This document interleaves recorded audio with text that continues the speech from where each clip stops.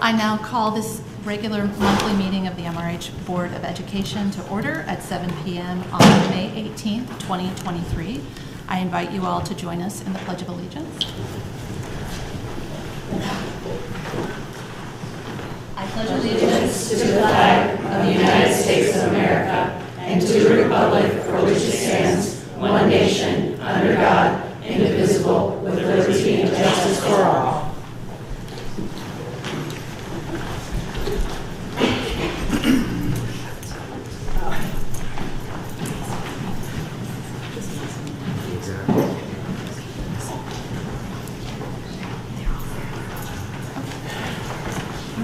Well, welcome everyone. We are so gratified to see so many of our community members here to join us tonight for public forum.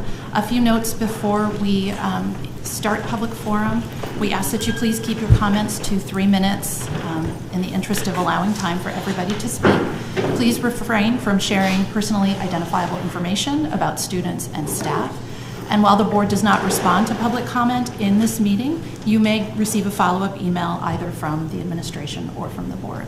So there's a reminder on our public forum guidelines up there as well. So when I call your name, please step to the podium, let us know who you are, and we'll give you your 3 minutes to speak. Thank you. Loretta Colvin.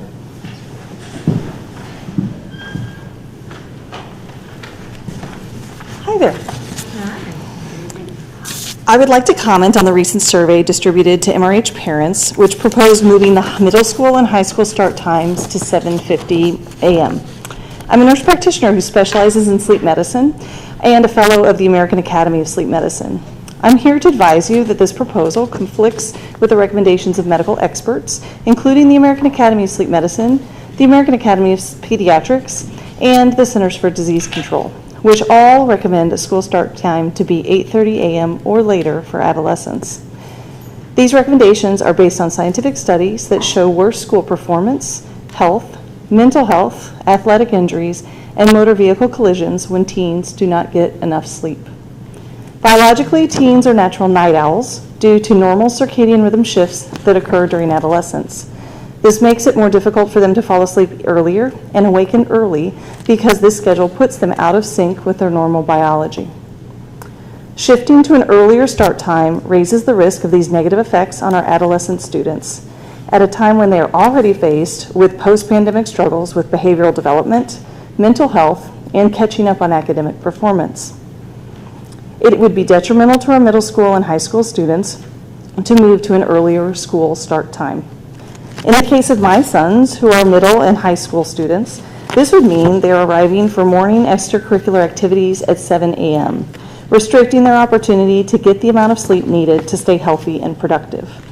In the case of student athletes, including my son, there's a need to leave school early for competitions, but they are able to manage this more effectively when they are able to get enough sleep overnight to maintain optimal school performance. Please consider the recommendations of medical experts as you weigh your decision on this issue, as an earlier start time contradicts what we know from sleep science. As a sleep professional, I recommend against an earlier start time for the middle and high schools. As a parent, I implore you not to make this change, as I know my own sons will suffer from an earlier school start time that opposes their natural circadian rhythm. I'm happy to answer any questions you may have along the way. Thank you for your time. Thank you. Thank you. Lindsay Launius.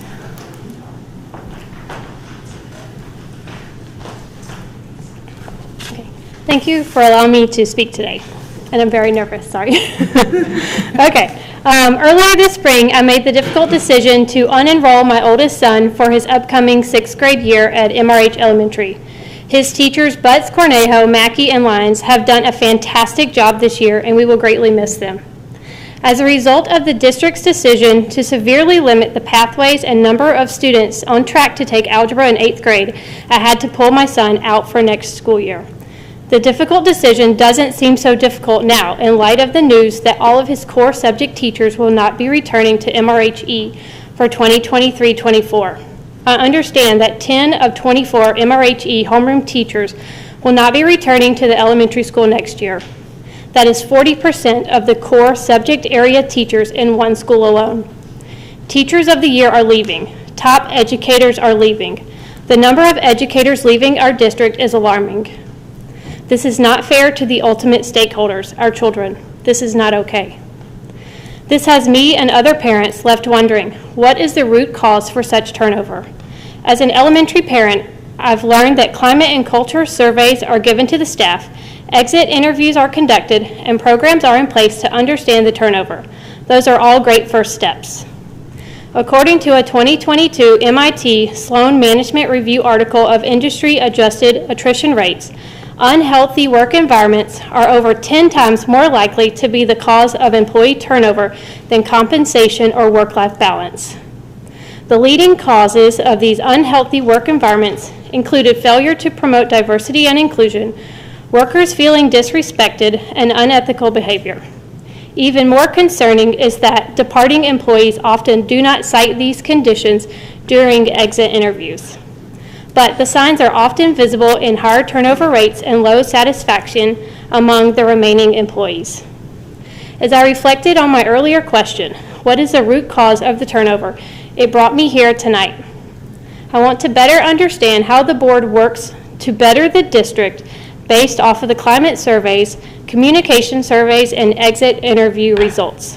What is the board doing to create accountability for environments that teachers want to stay in and ensure the success of the district, the individual schools, and ultimately our children?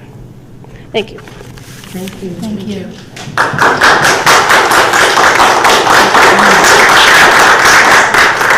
Neil Maxwell.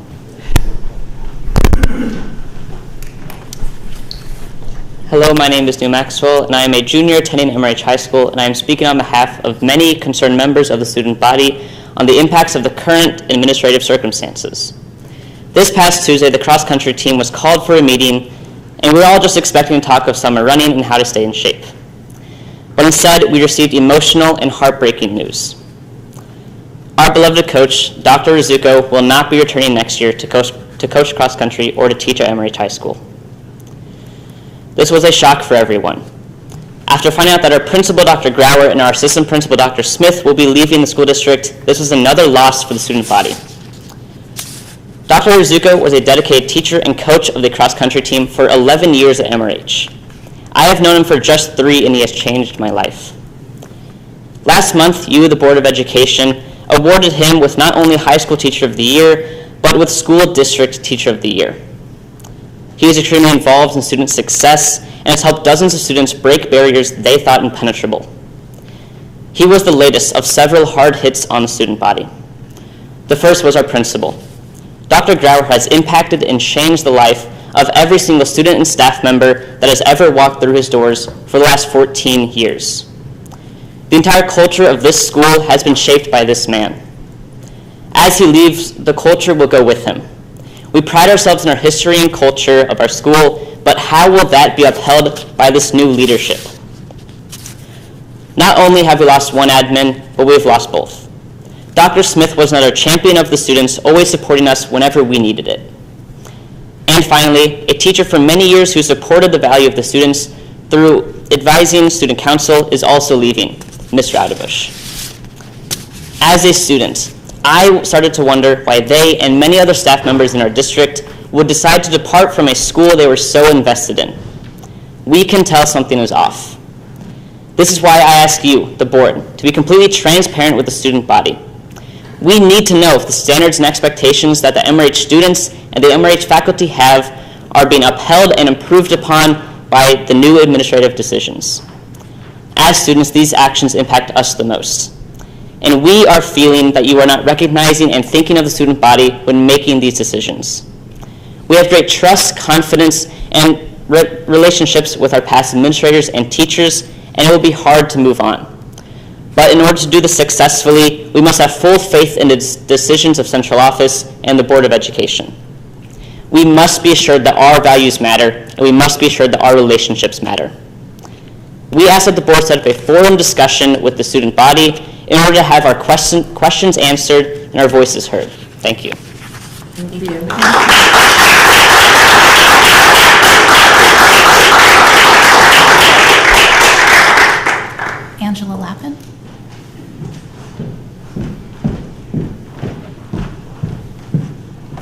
Hi, good evening, everyone. Good evening, MRH administrators and school board members and fellow parents. My name is Angela Lappin, and I'm here as a mother of 2 MRH students, one who is going into middle school next year and one who is currently in the 10th grade. And I'm also here as a healthcare professional. First, I want to thank you for serving our community, our public school system, and our children. I was rushing to get here after work and just thinking about how grateful I am that you guys do this every single month after your busy days and in the middle of work and children, and so I just want to express my gratitude for that. This group has the incredibly difficult task of evaluating start and end times for our entire school district, and I appreciate that many factors must go into this decision and wanted to share some data tonight to help support that decision-making process. The American Academy of Sleep Medicine, American Academy of Pediatrics, and the CDC all recommend later start times for high schoolers and middle schoolers, specifically no earlier than 8:30 a.m. The data is very clear that moving to an earlier start time for middle school and high school will result in a decreased ability to perform academically while increasing risk for mental health issues, social issues, and motor vehicle accidents for our students that are driving to school. I've watched this board and administration successfully navigate difficult decisions by relying on science and data, and ask that you do the same when making this decision. I know that your time is valuable, and I'm grateful you shared it with me this evening. Thank you. Thank you. Gillian Alexander.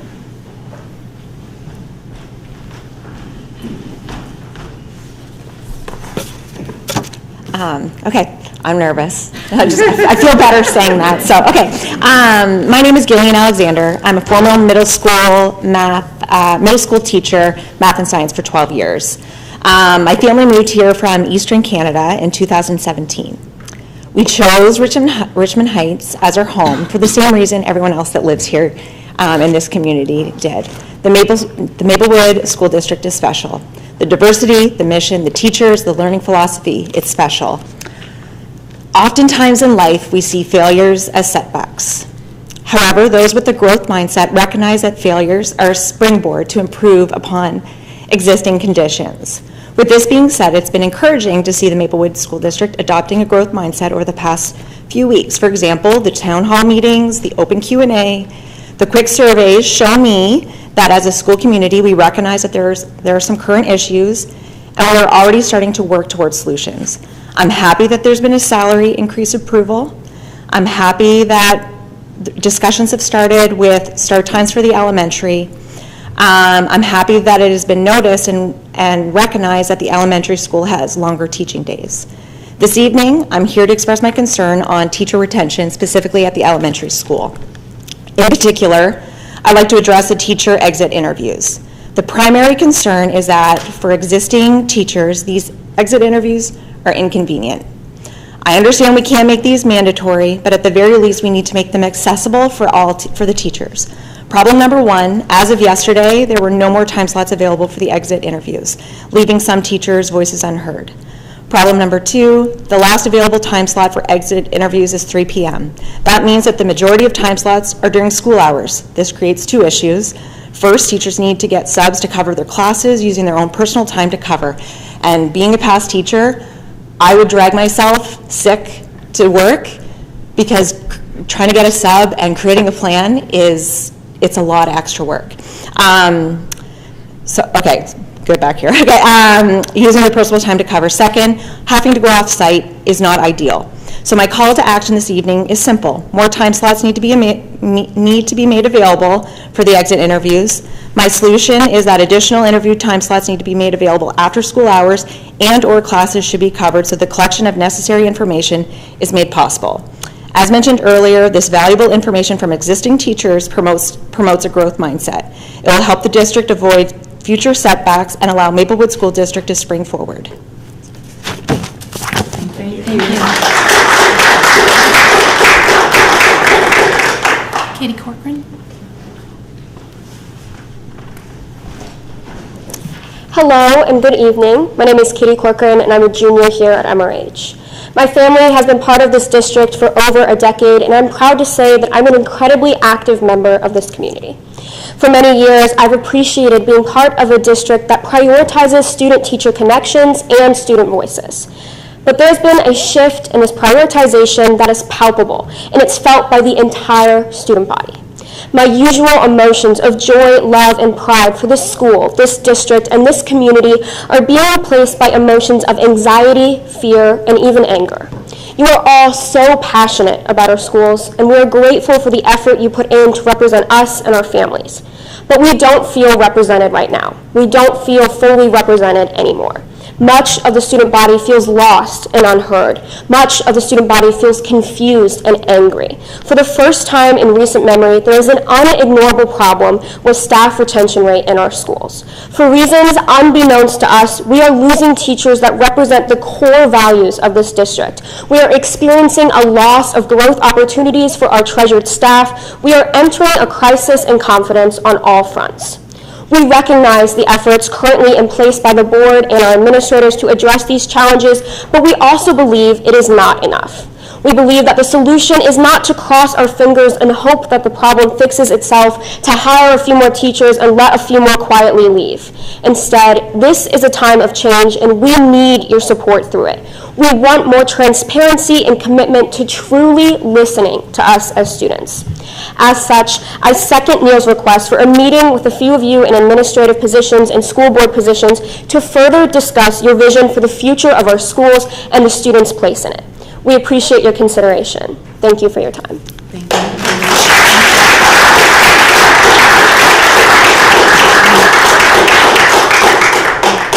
Claude Gutting. Hello. My name is Claude Getting, and I'm a senior at Maplewood Richmond Heights High School. You may recognize me from a few weeks ago at the board meeting forum. I asked a question about trades there, and I wanted to come back and follow up. In the forum, I asked how the board planned to encourage students to explore all avenues of work and life instead of simply college. I was met with the general answer of, wow, that's a great question. And yes, it is a great question, but I suppose I was looking for a little more. I've come back to propose a few solutions myself. I believe we need to implement career exploration via field trips and hands-on experiences. These need to be occurring often in all grades, beginning with freshman year and resolving at the end of the senior year, or better yet, extending into other schools in younger grades as well. Students need to have opportunities to figure out what they like and don't like before we simply just shuttle them off to South Tech or later to work or a post-high school institution. In the field, interactions with unions, companies, and experienced professionals are crucial to help students develop a deeper understanding of what being in certain fields entails and how to get into them. Forming these connections early in high school allows them to explore not just who they are, but who they might become. When I look around at the district, I see each school has a motto. I recall being in elementary and creating models for the museums we built. In middle school, school's expedition was clearly lived out. We went to many places and saw what we were talking about in class firsthand. In the high school, school's apprenticeship is lacking, if not pushed aside and completely ignored. Throughout my experience, I see no evidence of that motto being even close to fulfilled. This is something that must change. Students need to be able to interact with professionals, whether that means a dental hygienist coming in and explaining what his day at work looks like during advisory, or having assemblies where construction workers can come in and explain what they do, or taking students to have experiences in the field. MRH should also take advantage of partnerships that many companies offer, such as Boeing or Alberici's school programs. When we sit here listening to the news, we hear about unemployment. We hear about layoffs. We hear about the high cost of living and the even higher cost of attending university. And still, we push everyone to go to college. In the high school, we talk about school as apprenticeship, yet apprenticeship itself is never encouraged. We cannot continue to live that lie. It is time to encourage students, all students, to learn about paths to success, not just a singular one. Thank you for your time. I look forward to continuing to talk about this or partnering with the school board to make these changes occur. Thank you.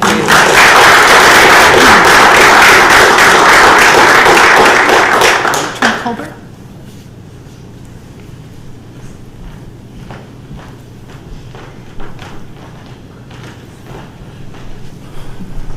Hi, I'm Trent Colbert. My daughter goes to the high school. And I'm going to sound a little bit like a broken record, I think, here. So I hear by tone as matter of fact, but do not question the passion of my remarks. By my count, about 20% of your teaching and administrative staff has left or is leaving, and more may come by the end of the year. I've run companies, I've been on a few different faculties, and what you are seeing is an apocalypse in slow motion. In my opinion, you need to address this issue now. The very first place you should turn is interviewing current and leaving staff. I would not leave out the current staff. The way I see it, you either have a management problem or you have a culture problem, or both. And in my opinion, it's because of something that has happened recently. I do not know what it is. Veteran teachers and administrators do not just up and leave. They know their system, and they are not going to tolerate really anything getting any worse. Please begin now. If you need to find a neutral party to interview current and leaving staff, then please do so. I might suggest maybe a former school board member. Employees need to speak with a degree of anonymity that protects their interest, and really listening will only strengthen your position to lead. My second issue is unrelated to the loss of faculty, and that is with science education. I believe that you should all teach science, everyone should learn science. But the science that you should teach to the majority of the students may be completely different than the science you teach to college-bound. We have future citizens, and they need some sort of science that is the science that's all around them. I'm a scientist. And that is very different from college prep.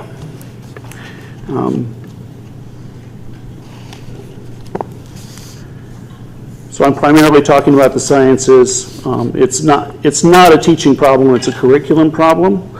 In a technical world where science education needs to start earlier than ever, it is more efficient to teach advanced and rigorous college prep classes to the college bound from the beginning, instead of having them take preliminary classes followed by an advanced one. I would also suggest that adding at least some coding to freshman year classes and keeping it alive for the following years while learning other subjects. Knowing how machines think is now fundamental, and if you need help with that, I think there are probably many experts in the community. And lastly, I filled out numerous MRH surveys, and I would just like to see the results. I'd like to know more about what other people are thinking, and I think the teachers in the district would as well. Thank you.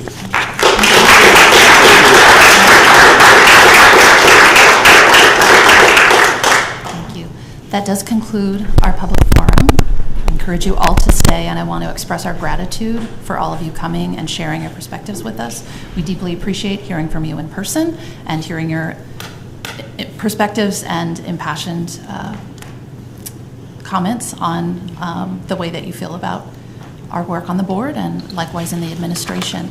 Because this is a one-way forum, I do want to encourage you to participate in opportunities where we can participate in dialogue with one another. Some of those upcoming include next week's Snack with the Soup event on May 24th. We have a Rising 7th grade parent meeting on May 25th at the high school. We'll have Zoom meet and greets with the incoming high school principal and the incoming middle school principal. Both of those will come to you through email. We'll have a booth at the Taste of Maplewood event. Am I forgetting anything else? There might be some others coming your way, but I just want to confirm that we appreciate not only you sharing your perspectives here, but in places where we can continue to have dialogue. So thank you, and we'll continue the meeting.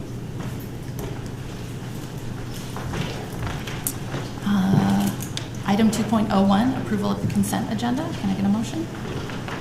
Motion to approve the consent agenda as presented. Second. All in favor? Aye. Opposed? Motion carries. Item 3.01, construction change orders with Chris. Take a minute. Sorry about that.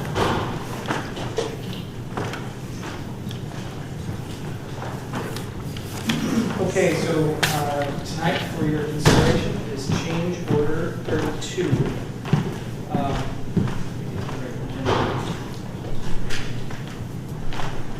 These are changes related to our renovated choir room ceiling, some shower enclosure work, in the A building, some storm sewer adjustments, temporary handrails so that our athletic areas were safe down there while we're under construction. And of course, the excavated soils that we encountered underneath the building and digging for footings, overtime for our iron workers to get things ready for a pour, and some additional guardrails around our bleacher area. So all said and done, changes total $45,000 and $168. These are all things that you've seen in the construction hours. Any questions? Any questions? Okay, thank you, Chris. Item 3.02, our strategic planning update with Dr. McGee. Evening board, I have 3 updates for you I'd like to walk you through if possible. I'm bringing you tonight some final content, which is still in draft form, but we're getting closer. I'm bringing you a first draft of a product that would be our strategic planning document, and then finally some drafts around the portrait of a graduate for you to see and give feedback to. And this is also me stalling until that gets fixed. So thank you, Chris, for working on that. So of the attachments on the agenda, item number 1 I want to direct your attention to is the one that says MRH final content, which I believe is the middle attachment, at least on my screen. And what I wanted to walk you through here is all this information is not anything you haven't seen before in our previous updates. In fact, if you look through it, a lot of the changes would be a comma or a period, like we've been going through and just simply making sure that all of the documents read like we want them to, punctuated correctly, all the sort of pieces of the puzzle are coming together. So on that slide deck, you'll notice things like our core values being listed out, our vision and mission being listed out. Let's take a moment and just look through those. That should be kind of slides 4 through 9, and to see if you have any questions or comments on those while we're still stalling. So historically speaking, we've never had a strategic plan before. We've had responses to the state mandated CSIP that have included community member input in setting goals. But I acknowledge that this is a first for the district that encompasses a variety of our historical information, things people will recognize like leaders, scholars, steward citizens, but also sets forth some values about how we intend to conduct ourselves moving forward for the next 5 years or more, as well as aspirations for this work moving forward. Can you remind me the engagement that was used to develop this? As far as I know, we have the core team, but obviously a variety of stakeholders have fed into this. It would be good to jog my memory on that. Yeah, I'm going to direct us potentially to that next. Okay. So when we get to the document that is sort of the draft document, it actually has a timeline of not only when the steering committee came together, but were all the opportunities that we engaged focus groups of students, of community members, of parents, of staff, both certified and classified. All of that is listed in this sort of the strategic planning timeline. So what I would like to say is that this started back in September with the formation of a steering committee, and then the work that has happened both with the steering committee of around 25 with students and community members being a part of that. But also included outside of the steering committee opportunities for focus groups to be involved, to give reactions, feedback, guidance, vision for what could be for the future. So it was a rather lengthy list of contacts with people, which was really exciting to be a part of this year. Yeah, and I think especially drawing attention to the mission, right? I mean, we have our vision statement that will look familiar to anybody who's read a document from the district in the last 15 years. But that idea of our mission being the way that we actually intend to facilitate that work going forward, I think is really important. I know we were intentional as a board around the support, educate, encourage, and nurture words, and certainly hope that that reflects what students in the district are feeling and want to feel in the district, as well as expresses the way that we're going to work moving forward. Next, I'd like to direct your attention to the portrait of a graduate. In engaging with our focus groups on what were some of the core items related to the portrait of a graduate, we settled on critical thinker, communicator, collaborator, and compassionate. Remember back that we really were focused on the word empathy, but we didn't like how everything was a C and the other thing wasn't a C, so we liked the alliteration of bringing in compassionate, and it did bring us some opportunities to work on definitions for that, defining what we mean by each of those words, and obviously continuing that vision of what that could be for our graduating seniors moving forward. Chris, remind me when this is finalized, when the community gets to see the complete package. Yeah, so we should have, obviously they have access to the current version as it sits on Board Docs today. It is also available if you'd like to see all the pieces of every single meeting and every single note along the way. It's also on our district website underneath, gosh, I always forget. It's under programs and then strategic plan, if I remember correctly. Yes, it is. Very good. So right above summer school and summer camps on the list of programs. So what's great about that is after every single meeting, we've been intentional about updating, putting all of our resources. Oh, look at that. This is exciting. All right. And available for our community. So that way, when we get to this part, this shouldn't be new information. We've been reacting and seeing these things, and what's great about the website is it does capture even the messy. Like you can see the work of all the different Post-it notes and comments and jam boards and things like that along the way. So that's an exciting piece of the puzzle. I'd also like to add that we will have a town hall meeting with our community to review the strategic plan and also offer opportunities to discuss what this looks like in each of your children's schools. So there will be an opportunity for engagement open to the community to actually participate and better understand what the strategic plan is and what it looks like as it manifests within each of our buildings.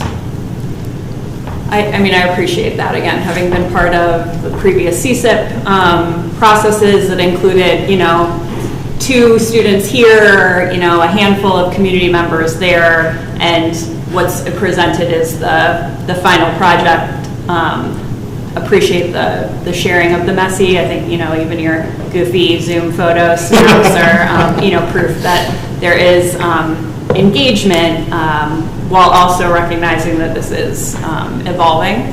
So again, appreciate that level of transparency even when things aren't fully polished. Sure. And then the last thing in this slide deck is just simply recognizing that we did establish 5 key priority indicators or 5 key priority areas, and we've settled on for our students, for our health, for our people, for our resources, and for our community. And then with each of them, there are opportunities for us to identify specific strategies and outcomes what we would like to see improved over the life of this document, and recognizing that we are not going to achieve all of these in a day or year or even a couple of years, that it's going to be something that we strive to by the end of year 5, make some true headway in each of these different areas and dedicating our work around these different areas of emphasis. And as Katie notes, this is a completely new approach for the district to actually create accountability and responsiveness around our own strategic plan. Dr. McGee, can you show, since we have students in the room, the actual visuals for the portrait of a graduate? I thought Absolutely. I saw Abraham there he is. here. He's also a member of our steering committee. We had several students who were a part of the steering committee from the high school and also from our alternative services program, but just to give them an idea of what that looks like and what that means for them as students. Attempting to get up there. Oh, I won't be able to. Okay.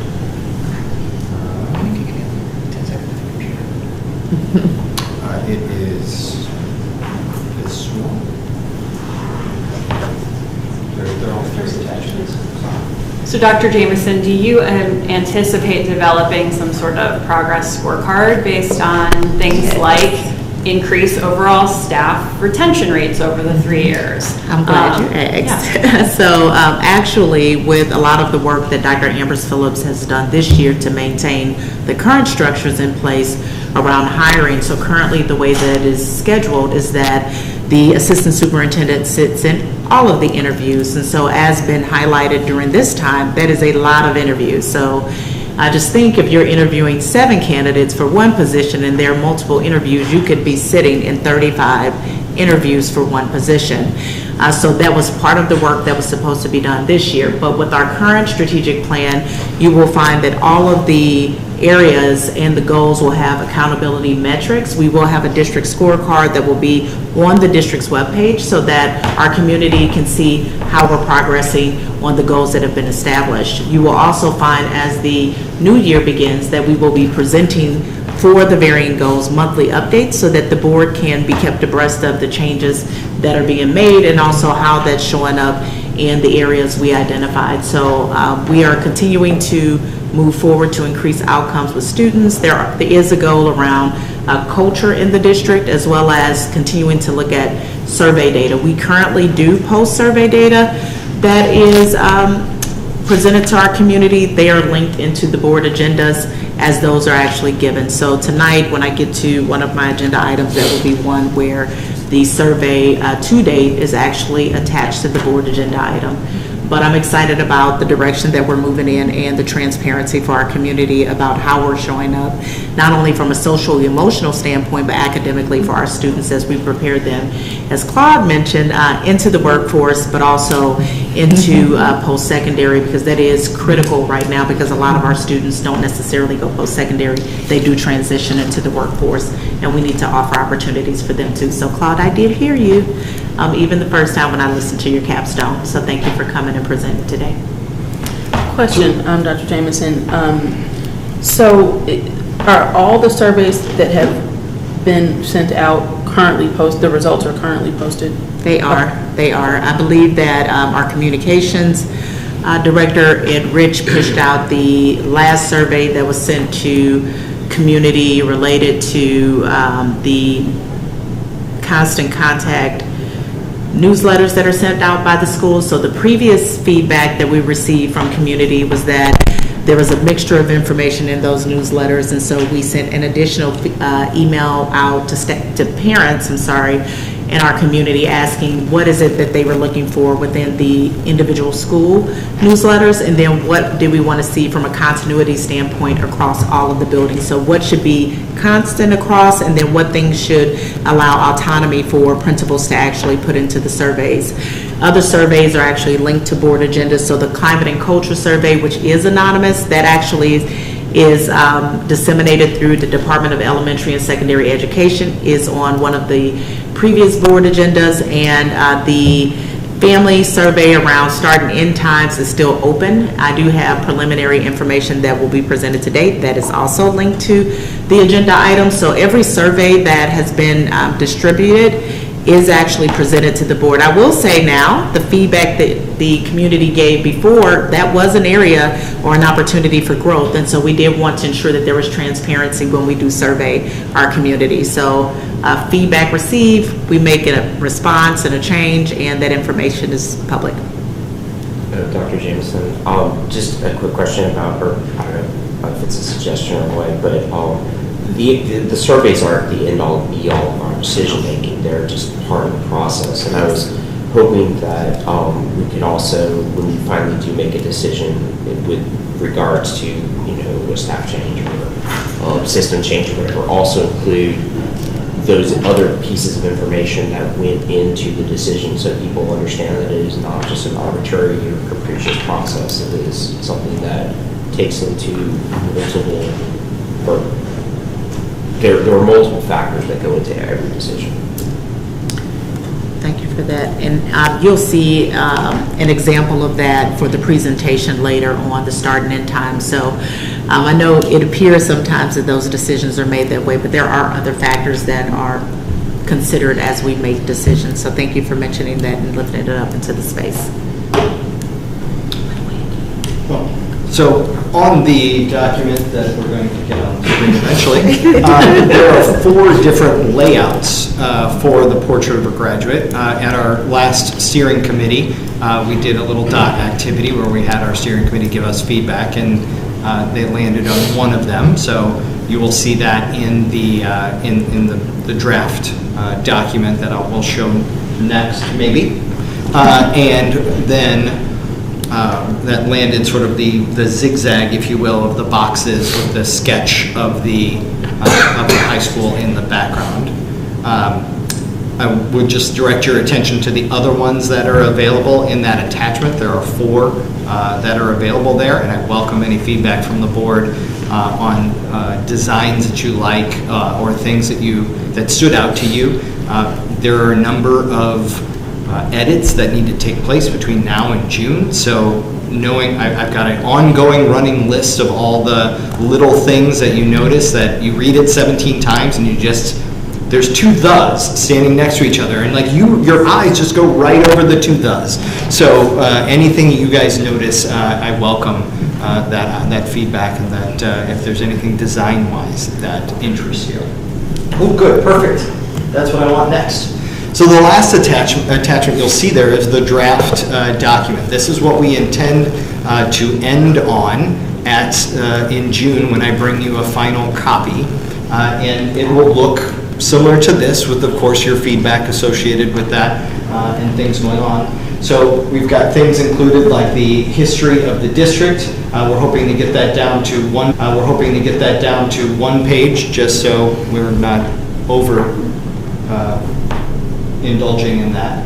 Some quotes from our board members, our mission and vision and core values listed out on the documents. You'll see there is the portrait of a graduate there on your left that was settled on by the steering committee.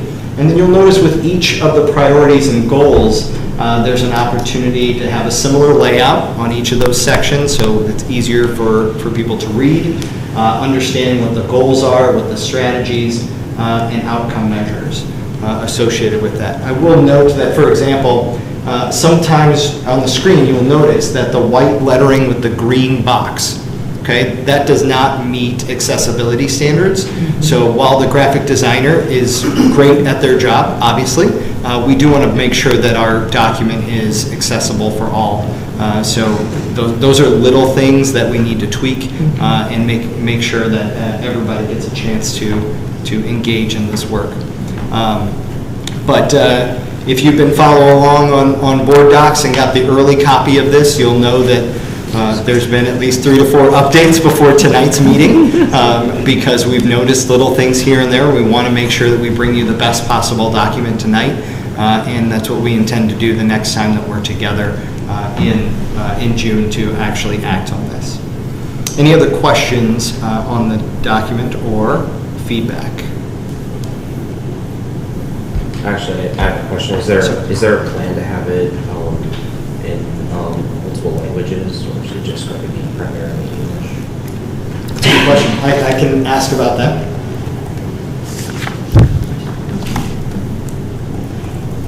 I know that we can do a number of things with our website and our messaging app. So while the PDF may exist in this format, the content that you saw in that slide deck, we can easily make available on our website and then ensure that it's able to be translated into the native language.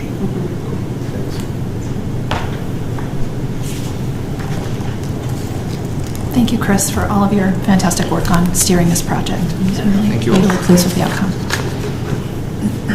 Okay, item 3.03, 2023A policy batch. This is the second read with edits. Perfect. So I will review the 6 policies for policy batch 2023A. Several of the policies, 4 of them actually are being adopted as presented for adoption as presented. So that's BDDB. I'll briefly touch on a few of these. That particular policy just highlights that agenda items can be placed on the agenda by any board member, but this policy will allow board members to remove an agenda item if that particular agenda item is not one that they agree should be added to the agenda. The other policy that's being presented as for the recommendation from administration to adopt as presented is IGCD. That policy is also coupled with IGCDA, which are both virtual education courses. The policy IGCD is more or less indicating that there is no semester requirement for students who want to enroll in virtual classrooms. So, for example, if a student wanted to take virtual instruction, you had to actually be enrolled within the district for a semester before being allowed an opportunity to enroll in virtual courses. And then IGCDA basically indicates that if a student enrolls in a virtual school, that particular virtual host becomes the host district for that student and not the actual school district. I will say that while that particular policy is in place, it is also a challenge because if you have students who are enrolled in the host district and they're not monitoring the success of students, you can find that a student is enrolled and they are not ensuring that students actually complete the requirements for credit acquisition. So that is a policy that we are still continuing to discuss. The other policy that's being recommended by administration for adopt as presented is policy JECA. This particular policy just basically states that any individual who has residential property or agricultural property within the district and pays up to $2,000 in taxes have the ability to enroll for students in the district. The 2 policies where I will spend a bulk of my time, no access to online. I can put up, what would you like? BDDH-1. So these 2 policies actually, once reviewed tonight, have to be shared with the community for feedback as a part of legislation.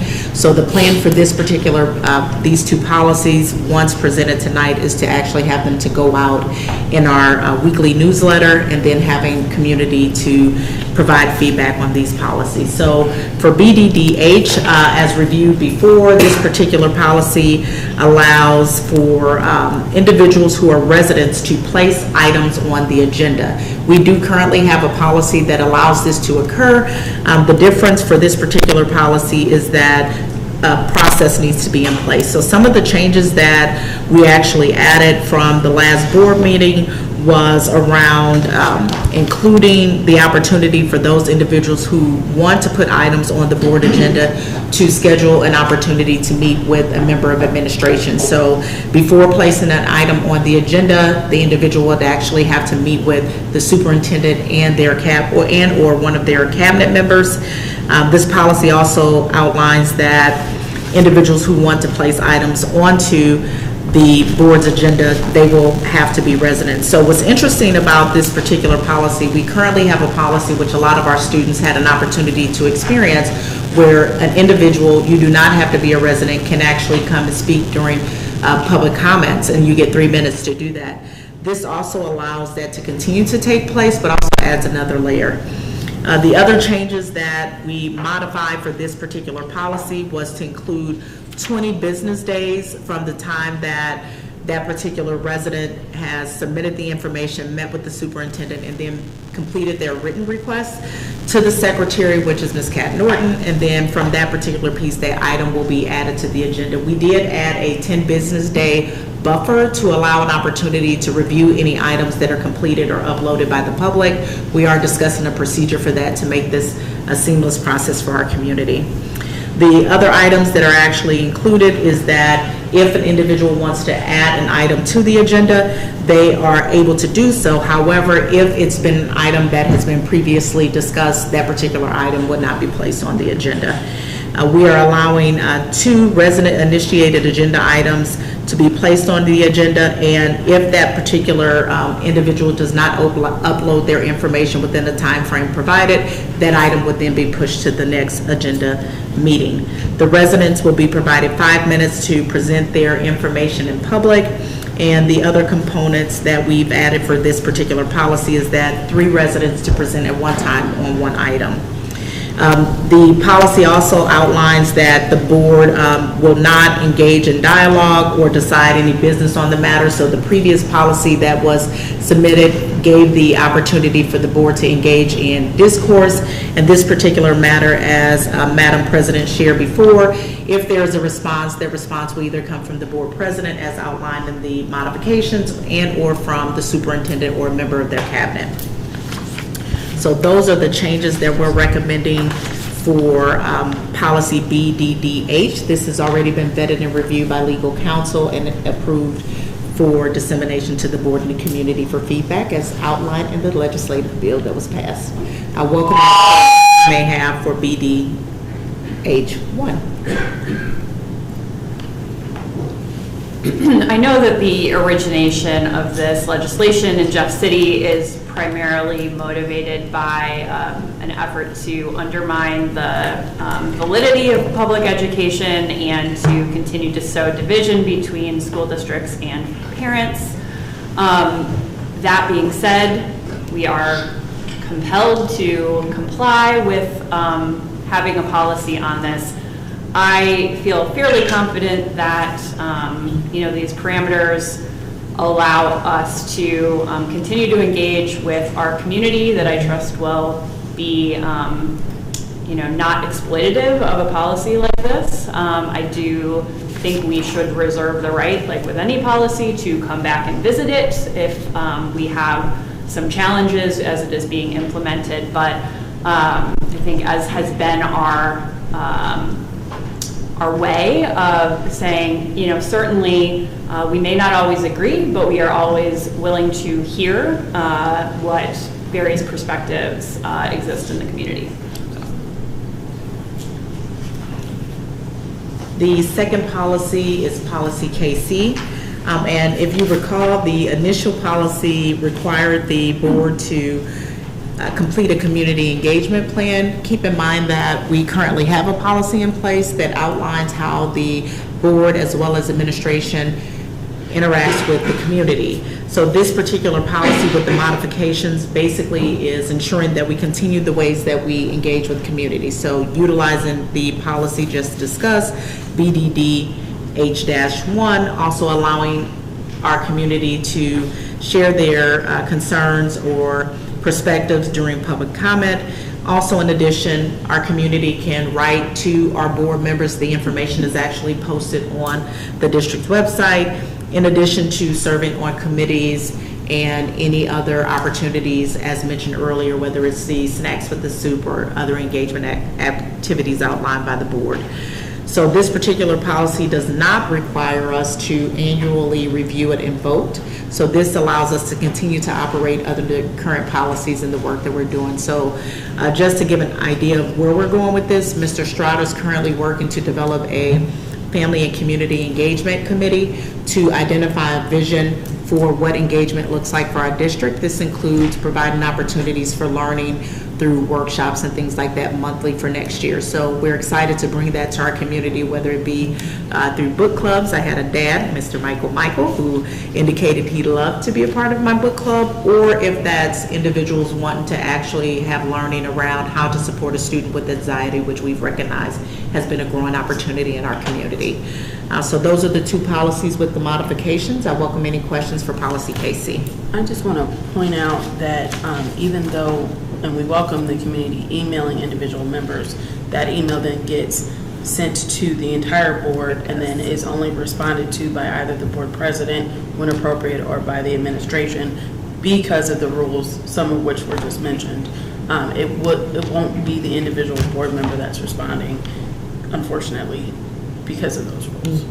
And it also is considered from a governance standpoint a board of 7, a collective. And so similar to the conversation, I think the previous policy that I discussed around having items to be removed or placed.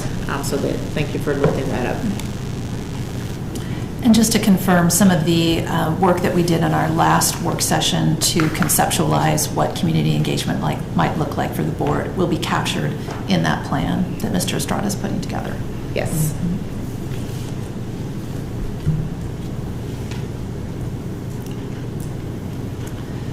Item 3.04, grant opportunities with matching funds by Dr. Bouchard. Well, Dr. Bouchard is not here this evening, so I will pitch hit on this. I will at least preface this by saying I studied it today, and that's about as much as I know, but I'm trying to help out and pitch hit here. So what we have here are two grants that, according to Policy DD, we need to make sure that the board gives authorization to act on these grants. So we wanted to bring the grant proposal to you. We've got a slide deck I'll go through here shortly, and then also summary statements are attached to board docs to make it easy that you don't need to read all 110 pages of each of these grants. So of these matching grants, there are two for us to consider. The first one is traditionally known as what's called the 50-50 grant. We have participated in this grant for a number of years. It has helped us kick off our coding and computer science courses at the high school, and we are engaging in this grant to start it at the middle school. So we approved earlier this year a creativity in technology course that will happen in 7th and 8th grade.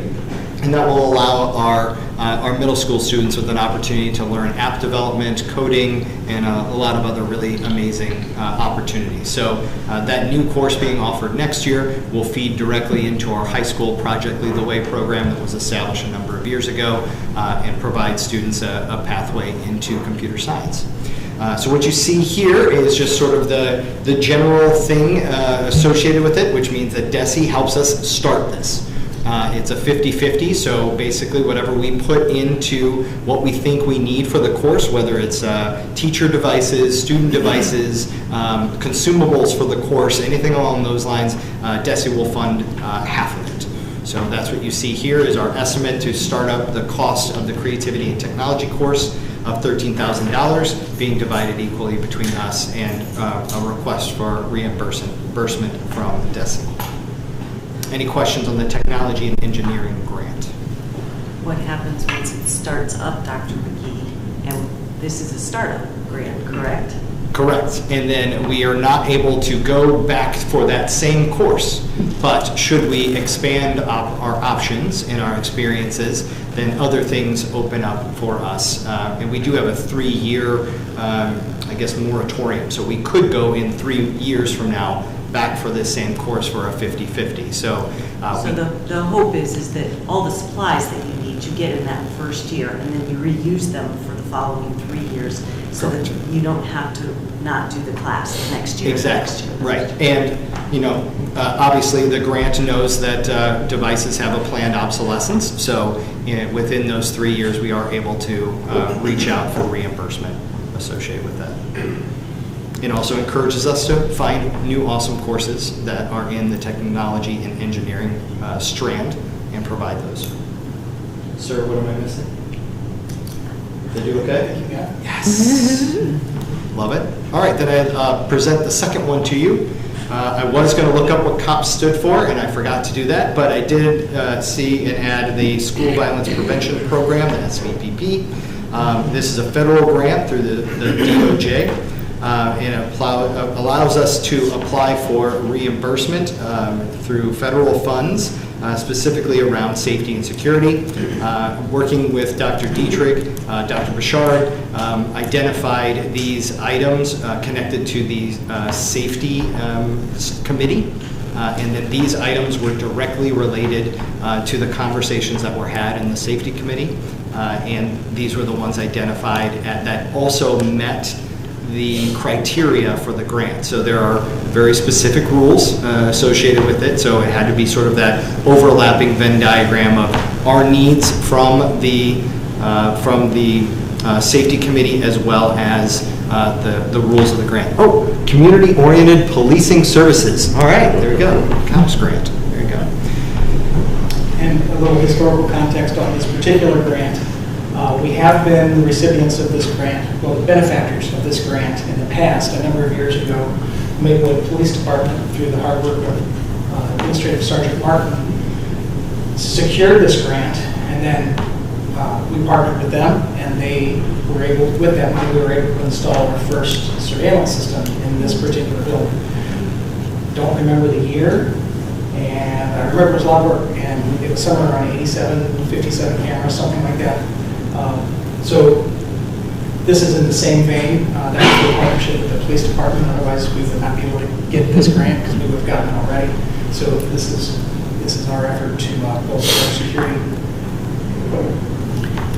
And as our policy currently stands, we are approving just the ability for the district to apply. Correct. It does not. Yes, you are awarding us the grant. Correct. And we have discussed a need to potentially adjust our policy to simply approve the receiving of funds if we are successful in the future. I think, again, this is a very early in the process stopgap, as opposed to, kind of letting y'all search out opportunities, and should we be successful, then decide, does it make sense for us at Fort Level?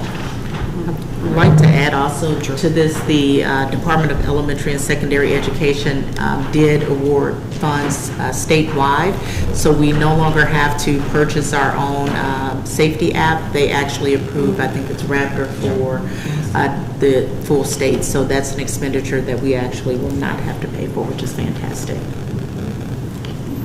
All right, any other grant opportunities, questions? Thank you all. Thanks, Chris. Thank you. Thank you. We'll move on to admin communications, and per our policy, item 4.01 is a Gift of Life presentation by Susie Ward from Gift of Life.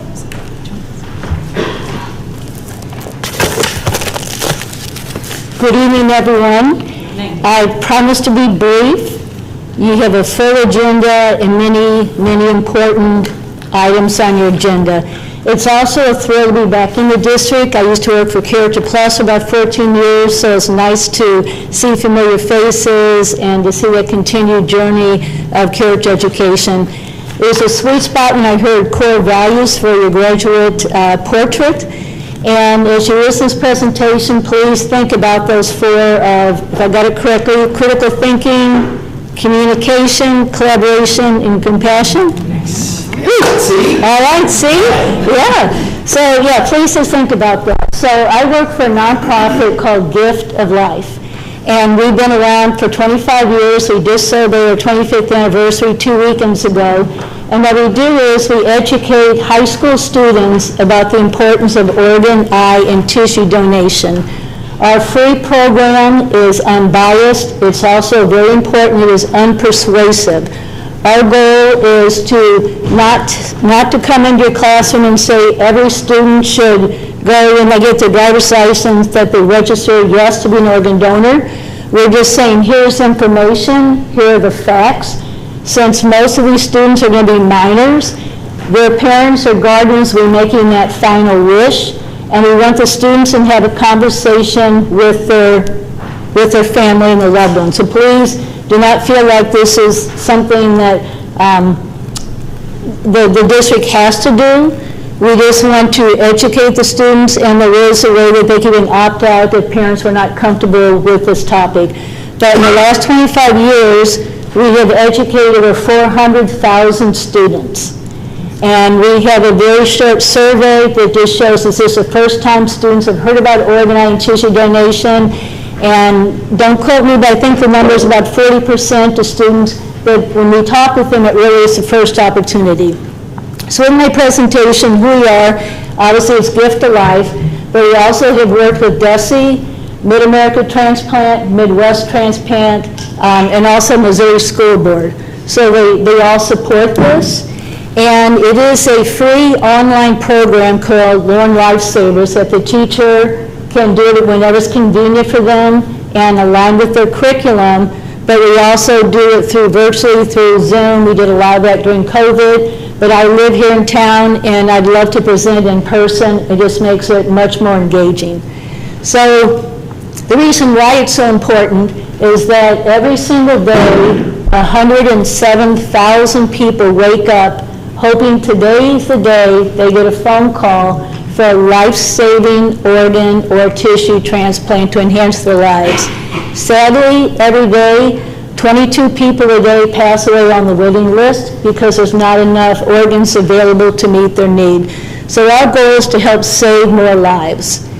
Our program is 8 simple steps that we have questions in there for the teacher to engage the students.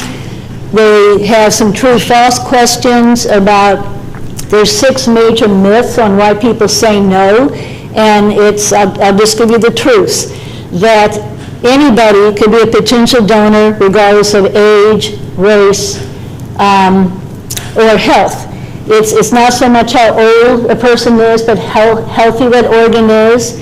Also does not matter what race. Obviously I'm Caucasian, but I could receive from Hispanic, Asian, African American. We're all part of the human race. We can all be heroes to each other. You can have an open casket. There's no cost to the donor's family. That responsibility falls on the recipients, and most insurance covers it. And most major religions do support as well. On our website, we have a research page that shows what most major religions believe in, and we encourage people to talk with their elders on what is right for them. And there is, it says data, anyway, you can go ahead, you can keep scrolling up, thank you. We do show a couple short videos. The one on the left, I'm sorry if I'm blocking your view, but that is Luke. And Luke was 8 months old when he needed a life-saving liver transplant. His parents, Kim and Nate Harder, were so full of gratitude when another family's sadly young son passed away, but they agreed to donate his organs, and little Luke got that. I'm happy to say Luke is now 26 years old, a very active citizen, but his parents were so grateful for what this other family did. They said, how can we help create awareness about organ donation? And 90% of the people that register to be or make that decision to be an organ donor is when they go to the DMV, which is the high school students. So that is when they're asked the question, do you want to be registered as an organ donor, yes or no? So this is why we're trying to educate students, because they're young adults, and we want them to go home and talk it with their family to make a right decision for them. Again, whether it's yes or no, but what's right for them. The second was just a high school student, Corey, who had leukemia, and she was able to have stem cell replacement and is now another active citizen. Thank you. It says performance metrics, but all it really is when the teachers do our online program, it just says through our website, please say the school name, the teacher, how many students, and what class it was. We don't want students' names. This is all confidential. It just gives us some impact to share with our grantor. You all have grants. We have a grant for Mid-America Transplant. It can show them we reach X number of students. So one person, as a deceased donor, could actually impact 70 lives. Last year, there were over 180,000 individuals received corneal transplants. So as you parents here looking at your high school students and some of them getting close to graduation, imagine if you had an eye disease or damaged eyes and you couldn't see them walk across the stage. I'm not saying you can't have a great quality of life being visually impaired, but if you received a corneal transplant and could see your students cross that stage, or me being a brand new grandma, seeing my little Rosie, it would be life enhancing. And one person, a deceased donor, can actually save 8 lives because, as you all know, we have 2 lungs, 2 kidneys, and the rest of the organs. And if nobody says yes to donor registration, then nobody's life isn't saved, nobody's life is enhanced. It is tied to Missouri standards. We presented to anatomy classes, bioethics classes. On your website, I see you have human body form and function, if that is correct. It's definitely something that could fit in with that class, or a career connection, since of the partnership with Mid-America Transplant. They could go and talk with transplant surgeons, visit there, so be willing to help partner with that. And obviously health, PE, could be debate in English classes. Okay, next. Thank you. Wow, wow. Does anybody have any questions? I know you're not here to decide on the curriculum, but I just ask you to have discussion with your grade staff. And if this is something that could fit in, I'd love to come back to present back in your district. Any questions? I was not that good, please. There's got to be some questions out there. All right, well, thank you very much. I'm going to leave with Kat a form, and all the form just asks it is sometime you have a discussion, if you want us to come back or to put it online or whatever, your convenience. I'm going to sit for a minute because I'm always in awe of everything board members do. Thank you. Thank you. All right, item 4.02, our construction update by Chris. Okay, there's not a whole lot to show here. It's in a memo style, so we won't necessarily need to put that up. But I will say that we're about to start seeing some more exciting things happening outside. It's been sort of, well, invisible to what's been going on. Tomorrow, early in the morning, there will be a concrete pour. So we'll be finally pouring the deck on the second floor. So that's exciting because once that concrete's secured, we can start putting up walls. A lot of the work that you haven't been seeing has been going on at the ground level, which is the athletic areas, weight room, the wrestling room, the storm shelter, the health classrooms, coach's office, all those things athletic related downstairs. Other than that, most of the interior work is focused around the fine arts areas downstairs. We'll start getting drywall in the new choir room next week. Bathrooms are all done. I think we were missing a latch, so we're missing a door on one of our bathrooms, but everything else is fully operational and ready to go. I think just a few loose ends on punch list. The inside of this building, save the music area, is all but complete until October, when we'll start move student services out of their current offices into the new building, and then we'll wreck that space and turn it into new classrooms for our students. Oh, and also, in spite of the disease that's attacking dogwood trees, we are retaining the dogwood trees out front for the landscaping. Was a decision we had to make this week. They're just going to be a little bit smaller, so it's going to take a few more years to get to the size we want them to be, but I thought it was important we kept conservative plants in our beds as much as we possibly could. So the front of the building sounds like it's going to be complete for commencement on June 2nd. So looking forward to seeing at least something finished.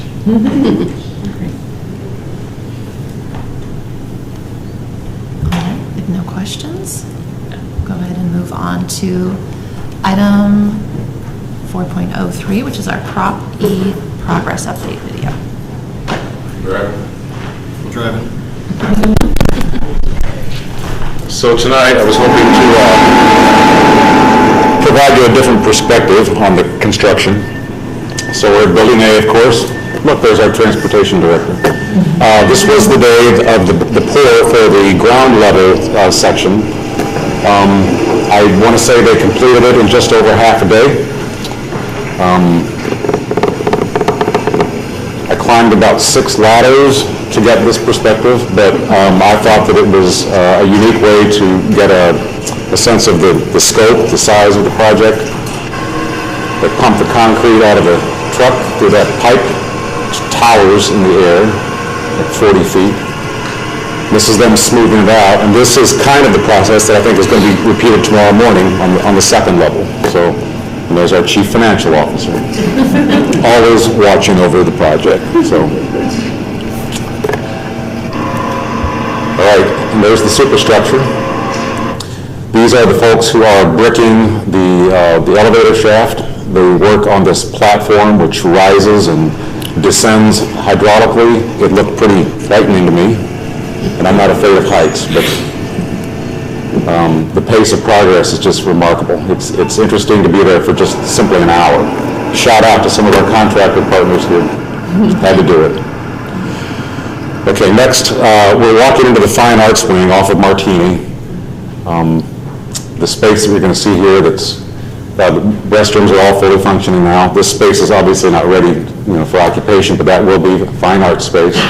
This right now is being used by Blue Devil Etiquette, but that will also be multi-purpose or multi-use fine art space as well.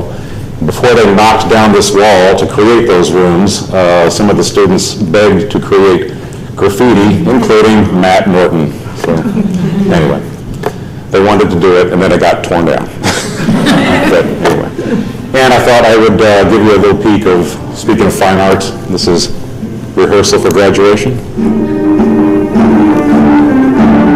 So that's it. Okay. Thank you. Item 4.04, our Student Services Program Evaluation.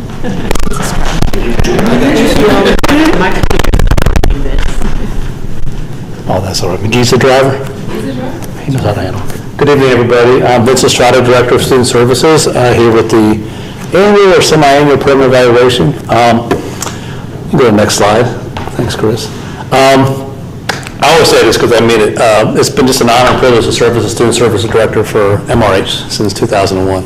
Oh, and?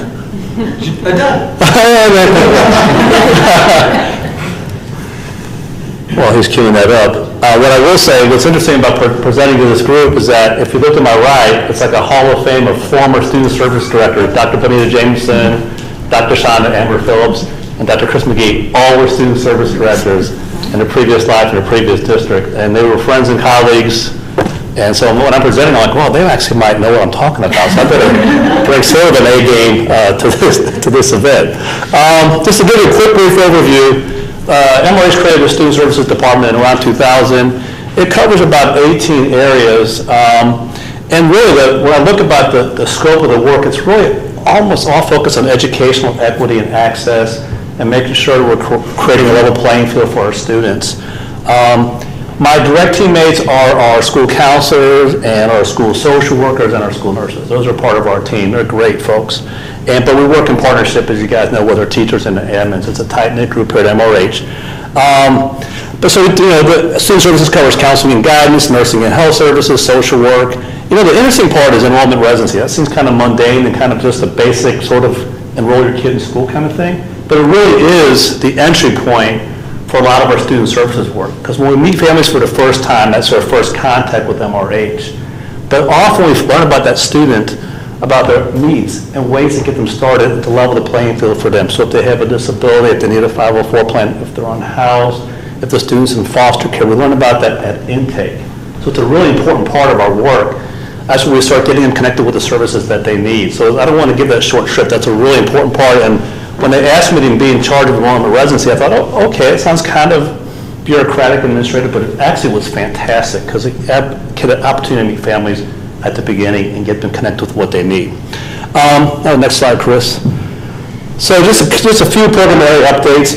There are 18 areas. I'm not going to do updates on all 18. Talk to Dr. Jameson about keeping this brief, but hopefully focused. Even though I could give it a rousing program presentation on student record archiving, I'm going to skip that. But talk about just a few areas that we worked on this year. One is on Section 504. 504 is based on a law that was passed in the early 70s to create educational equity for students. It actually predates IDEA, which created special education services for students. And 504s are accommodation plans, support plans for kids with physical health issues to make sure they can access school. One thing that we've learned, I've been a 504 coordinator for a long time. I took a peek at our numbers recently because we were going to do some training and try to expand our team because I had this innate sense that we were having more requests. And in fact, that was true. Since 2014, the number of requests for 504 plans, which are really important, have tripled in the district, particularly in the area of kind of social emotional support. So that was eye-opening for us and really prompted us to do a few things, which is to kind of revisit some training, expand our team to include administrators and nurses, and to update our 504 manual. So going into next year, we'll be better prepared to support those students. Next. Other areas, multi-tier systems of support. We have hit the ground running with that this year. It's an important piece of work. To some degree, MRH has always looked at interventions and ways to kind of support students. But this is our most concerted, systemic effort to do that. Dr. Jamison, Dr. McGee, and our team has really helped us get us the support we need. Through Dr. Jamison's advocacy, we have a full-time MTSS coordinator, Lauren Weissler, who's done a fantastic work. Through Dr. Jamison's leadership, we're connected with Mizzou's MTSS regional network. They were just here today. And so we're really kind of learning about how to build systems of support. What I can tell you about MRH is that we're small and we love our families and our students and we work pretty hard. But I think sometimes we miss opportunities to do things systemically, to have staying power, to outlast our time here serving students. And so this has really been a great initiative for us to build in systems of support so we're not missing anybody. So we have a district leadership team.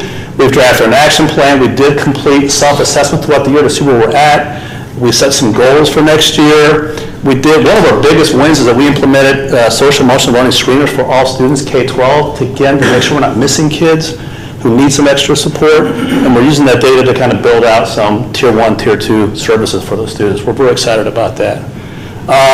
Other areas in counseling and guidance, important work. Coming out of the pandemic, even before the pandemic, social emotional support was critically important for our school. We lost a student. We had a student die by suicide 10 years ago, and it forever changed my life here at MRH, recognizing the importance of paying attention to our students and their families.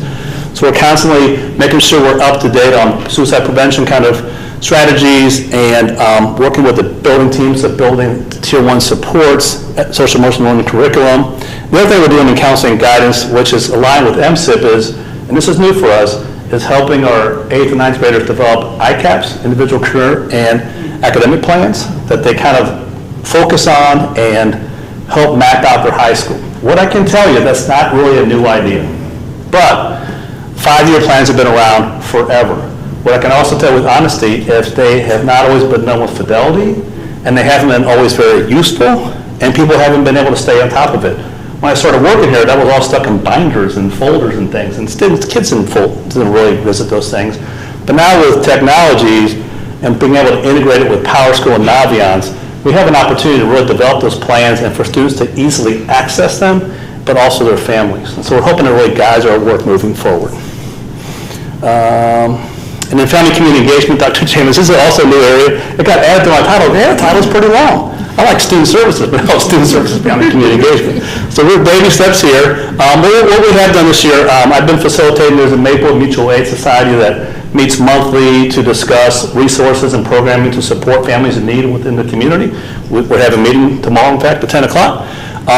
We have initiated partnerships with Welcome STL and Mosaic to help support our English language learner families, our immigrant refugee families. We have a lot of newcomer families here, and we want to make sure they have partner families to kind of support them through their process here. We've been collaborating for many years with local holiday assistance programs. But the biggest thing is we're going to try to, this is a new event, we're going to have a district-wide back-to-school event on August 12th. Stay tuned for details, but we're actually going to, I think, partner, because the pool has something that day and a movie night, so we're going to make sure it's all kind of connected, okay? So on August 12th. Next slide.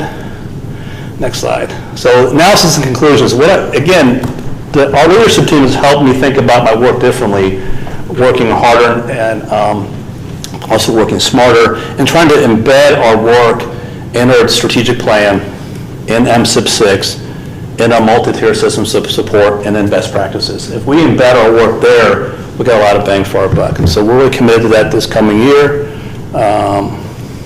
Goals for next year. You see them there. So ICAP, so we will have, I'm telling you, I'm saying this publicly, we will have an ICAP for every rising freshman next year. Not only because it's good for them, but because we also have to. So we're going to have that done. But the growth area is to really help make sure our parents have access to it in a way that's easy and they can kind of visit that with their student.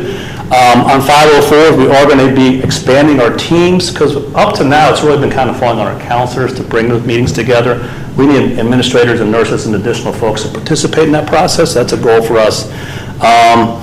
With MTSS counseling, we did an SEL screener. Next year we'll do that screener 3 times in all the buildings to kind of give us some data to kind of build on and build our programming from.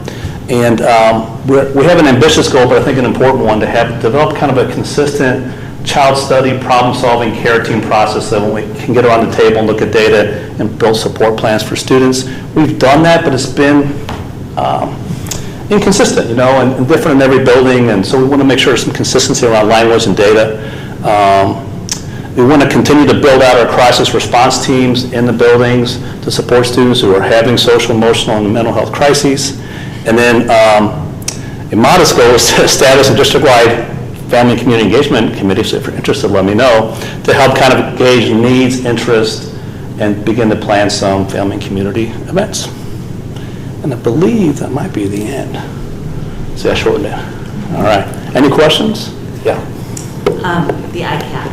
Yeah. So 100% of incoming freshmen. Yeah. What about the sophomores, juniors, and seniors that are? So they have ICAP parts, you know, so the reason I meant that as a goal is because that's aligned with what MSIP's asking us. There will be some ICAP opportunities and things, because there's already things embedded for the sophomores, juniors, and seniors, but what we're committed to 100% is our rising freshmen get it in there, so. Because they, for example, our sophomores, juniors, and seniors do Naviance for career interest, and they use the Naviance platform for college applications, so there's some things there. Probably not as robust as it needs to be, but starting with the rising freshmen, it'll be on point. And we try to leverage our technology. Naviance and PowerScore are now owned by they're both the same company. We're trying to use our digital platforms to help that be more accessible. So, Vince, a related question, and I think appreciation of Claude's comments earlier. Do you see a connection between the ICAP and an actual consistent implementation of the apprenticeship metaphor at the high school? Potentially, yes. Yeah, it should. First of all, it should, and I think potentially it has great power there, because it's not, the ICAP isn't designed to direct kids to four-year colleges. That's not what it's for. It's designed to kind of help students explore their passion, interests, and strengths, and to look at career pathways. And there's lots of ways to get there. And there's lots of great, fulfilling careers that don't include four-year colleges. And so, yes, I think there's that potential does exist that for sure. But we also have to be very intentional to use it that way and to really continue to cast a wide net and look at other opportunities for students. Well, I look forward to hearing the ways that our incoming administration in the high school will be engaged in that process then as well. That's good. To the 504 piece, a little shocking to hear that we've had a threefold increase in those plans.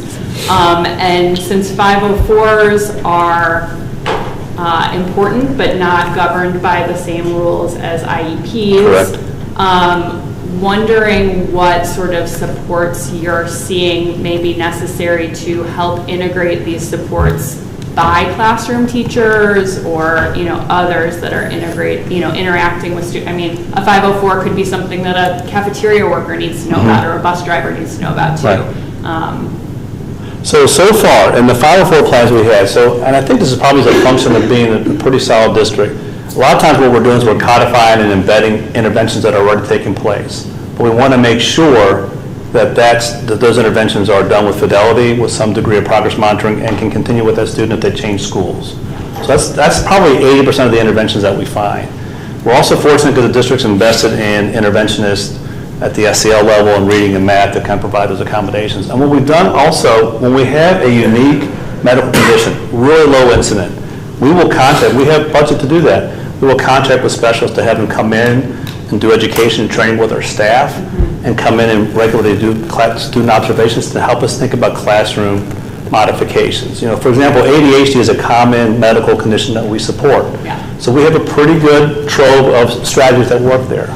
We might have diagnoses that we have only seen once in 10 years. And so we'll bring in a specialist to help educate us about how to provide supports.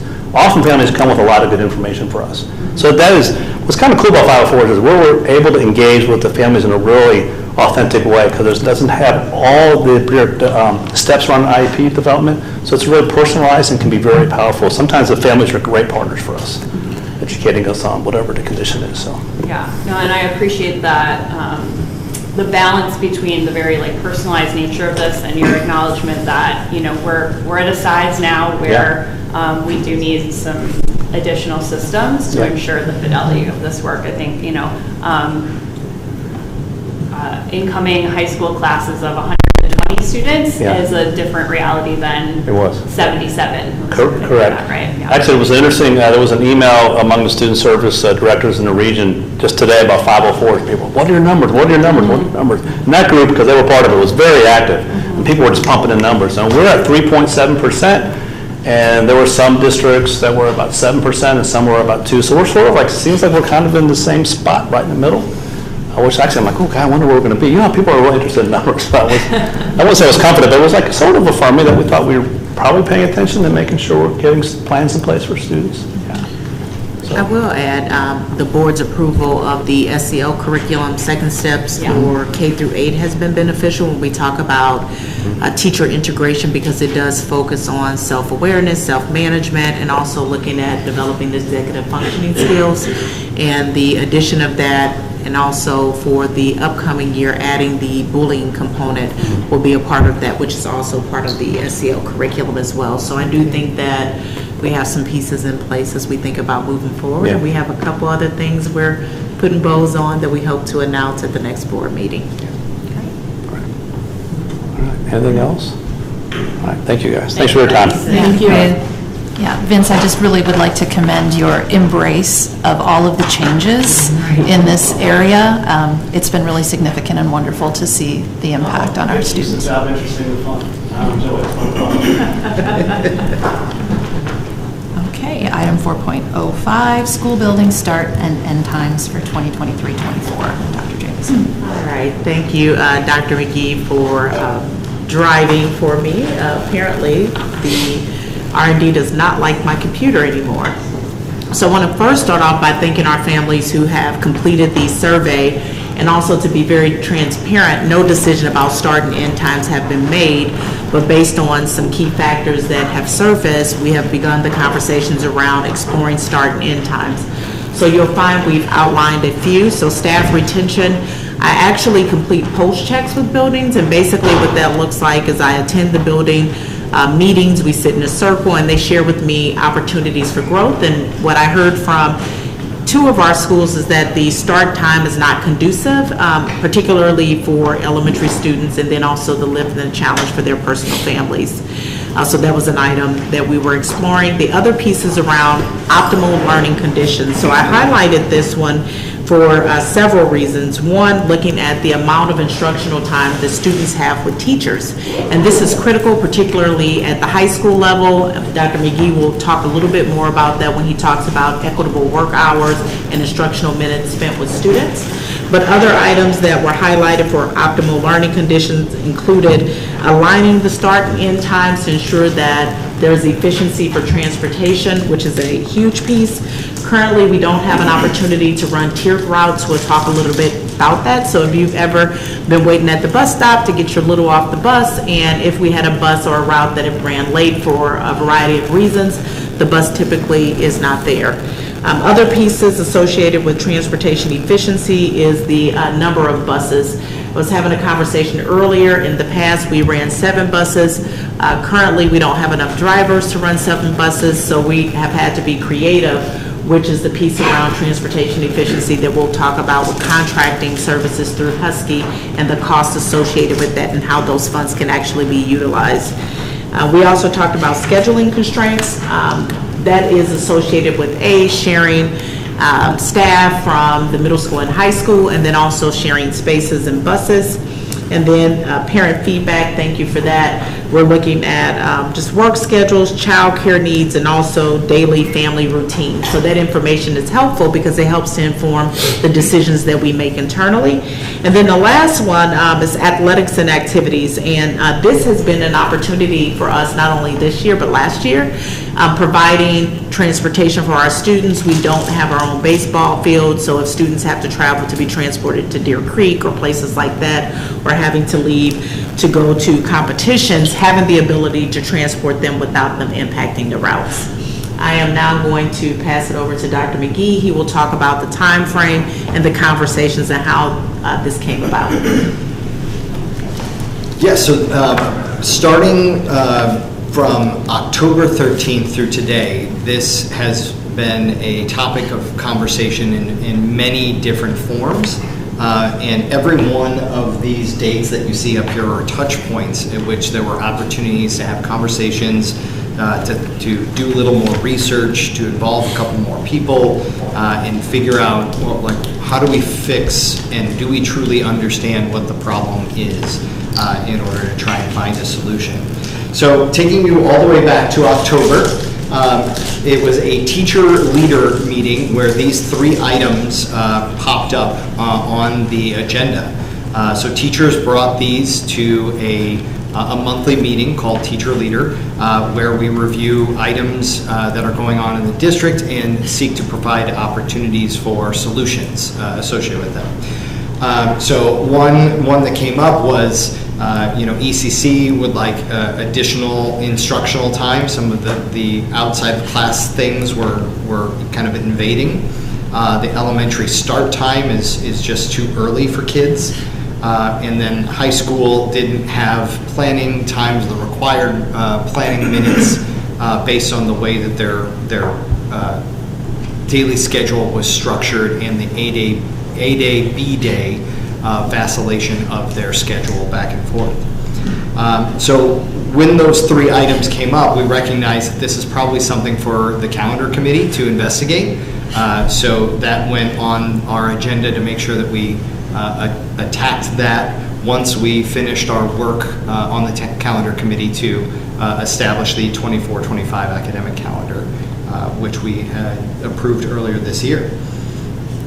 In January, there was also a conversation around when we looked at the instructional minutes from when teachers are showing up to when students are showing up and when students are leaving. What we found at the elementary is that the adult's time with the student was considerably longer than it was at the middle school and high school. So that discrepancy allowed us to do a little more research and say, okay, hey, this is really out of whack. Like, we have got to do something to create a little more consistency between each of the buildings. So that came to the calendar committee as well. So therein begins the calendar committee. So in February, we kicked off our work and finished the 24-25 academic calendar, and then we introduced a work group that was going to come together to solve this problem, or at least make some suggestions. And the whole purpose of this work group was to make a recommendation for edits to the start and end time of our school buildings in order to make the length of the instructional day with students more equal for our workforce.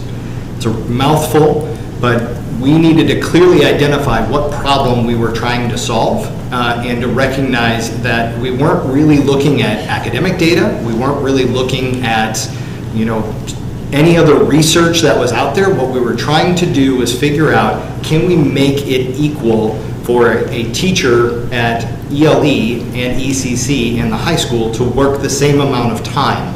And how do you do that with also transportation being a part of the issue? So that was our February work. With that, we then had a number of work group days where we recognize what our purpose was, what are some of the requirements that are put on us, what regional data is available, so when do all the schools in the region start? And so we did a survey and an analysis and a study of that. We then challenged each of our work group members to make up some prototypes. We came together. One of the factors we had to try and figure out is make sure that there was enough time for transportation to happen. So we originally said we needed 20 minutes in between, and then we did another study with our transportation department and found out that 20 minutes is actually not going to work. We need 25 minutes. So we had to sort of go back to the drawing board with our prototypes and extend that work again. So the work groups came together and then made some proposals to the full calendar committee, and then those came to our central office administrators. And then in April we had our initial proposal, and then we've continued to work on it to find all of the solutions that were available to us. Pass it over to Dr. Jameson for this one. So one thing I love about our community is that we do have a community of care. So I've received a couple of emails saying, here's the research. And I concur, I did start looking at that information prior to receiving the email. So what does the research say? So students who are ages 3 to 5 need 10 to 13 hours of sleep, 6 to 12, 9 to 12 hours, and then 13 to 18, 8 to 10 hours. We also found that school for middle school and high schools, the research says, shouldn't begin before 8:30 a.m. But there's also research that says that improvement in academic achievement associated with delayed start times has not been confirmed or founded or demonstrated. But we also noted in the research some of the additional factors that we do not discuss that impact a student's readiness for school in the morning, which is the time that they spend on technology. I have a 11-year-old guilty, fewer parent set bedtimes, which also impact that. And the other piece is the impact on the health of students, whether that's obesity, cardiovascular disease, and then also diabetes. So that's what the research tells us about beginning and end times for school. The next piece that I want to highlight, because I do love data, is what has happened longitudinally over time. So you can find the light blue is actually the middle school, the darker blue is the high school data, and we wanted to look at tardies. So I just want to give a caveat is that we also, there's a difference from the state level between tardies and late to school. Because of the way or the changes that we collected data in the past, we don't have a true apples to apples correlation between tardies and lates because the adjustment was made. So you're late if you are later than 5 to 7 minutes to school. You are tardy if you arrive within a time frame. So the data that we're looking at currently is the tardy data. So you can see where the middle school was in 17-18, and that's when the conversations were had around changes to the master schedule, I believe, after doing some review with the help of my grade assistant, Kat, around bell schedules and things of that nature. Also, just to note, I did look through the board agenda items, and there never was a presentation in regards to start time, research associated with start time, nor surveying of families regarding changes to start time. But what you see here is that the pandemic is very clear in the data that you see. So when you look at the 18-19 school year, the reduction of tardies to school, kids weren't really in school. But then we return 21 to 22, you see a slight increase. That's very normal when you think about the anxiety, the stress, and the social challenges that actually occurred with students coming back. And then for 22, 23, you can see what the current tardy numbers are. So even with the later start times for both the high school and middle school, you find that there is has been an increase for the high school level, but also a huge decrease to the tardies for the middle school level. And I do want to shout out the MTSS team at the middle school, Dr. Maxwell, Terry Brown, Naomi Warren, and then Dr. Dietrich. They do meet and discuss students and look at data around those students who are in school. Next slide. I also wanted to share attendance data. So you heard Vince Estrada talk about MSIP 6. Yes, that guides the work, does not define our work, but we are paid by attendance. So a lot of our funding comes from the state based on what we call the weighted average daily attendance. So if students don't come to school, we don't get paid. There's a piece of that when we talk about being fiscally responsible. So again, you can see the changes in what we call here proportional attendance is very different from the average daily attendance, which is typically higher because it is looking at whether or not a student is at school is the overarching and not necessarily the period attendance, which is what we see here. So you can see looking at 17-18 and where we are for 22-23, the changes in attendance over time. The next slide that I want to bring to your attention is just some transportation numbers and activities or extracurricular activities, competitions where students have been pulled out of school across the school year. Unfortunately, we do not have a system in place to pull this information from a system, so thank you to Mr. Kidd for manually counting how many times the students had to be pulled out. So just to give you an idea, there are 176 contact days for students. Of those 176 days across fall and spring sports, 40 of those days were resulting from students having to be pulled from class early in order to make it to their competitions for a variety of reasons. One, We don't have enough drivers to drive tiered buses, and also the time that's needed in between routes to ensure that once students are dropped off, the buses can be back to run routes for the other schools. The other slide, thank you to Chris Hoser.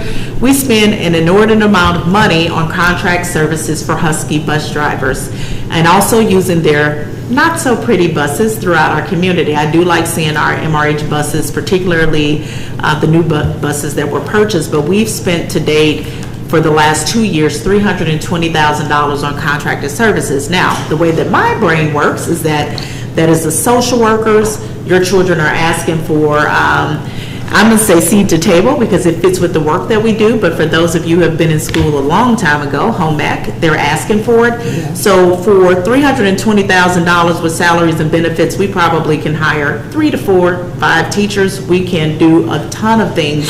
So for me, this is not a fiscal use of our funds because we need additional drivers that are contracted in order to run our routes because of the current inefficiencies that I mentioned before. So where does that lead us? So again, I pulled the survey results. I always like to thank people who served with me. So Abby Irwin actually created the survey that you completed. So the purpose of the survey really wasn't to get a yes or no, should we actually change start and end times. The information is actually used to inform, coupled with other data that we're looking at. So at, I think 2 o'clock this afternoon, I waited to the very last minute, and when I went back in, one additional family member actually completed it. So please, it's still open. We do want your responses. That information will later be reported during a board meeting for you to see what's there. And it's also included to date if you're interested in seeing what some of the comments are. So we had 638 participants in the survey. So the first question that was asked was, I believe a later school start time for ECC students would be beneficial, and 19.72% of our families said they agree, and then about 44.58% of our families said they disagree or strongly disagree, and then you had a percentage of folks highlighted by the yellow bar graph there that said they didn't care either way. The next slide is for, I believe that a later school start time for ECC students would be beneficial. So for that one, it was 29.59% either strongly agree or agree, and then 20.31% actually agree or disagree or strongly disagree. The following slide is in regards to the elementary school. So I have a pretty good pulse on where our families are. So I wasn't surprised by the 51.93% of the participants who actually said that they felt that the elementary school needed a later start time. This actually aligns with my pulse check that was completed with the elementary staff. They indicated that they wanted a later start time. And then you had 24.34% of the respondents who said they either disagree or strongly disagree. And as far as the later school end time, 46.46% said they strongly agree or agree, and then 14.38% said they disagree or strongly disagree. And then the last slide that is included is related to before and after care. So this is the biggie. We currently have 22 students participating in before care at the ECC, and the rationale for this particular question was to determine whether or not we had capacity, whether or not we need to identify additional staff to support the needs of our families if we change times. So the information that was indicated there, we had about 40% of our families who indicated that they only use before care 1 day a week, and we had 41% of our families who indicated that they use care 5 days a week. So it gives you an idea that the majority of our families who have students who participate in before care actually do need it. So that was very important for us as we move forward.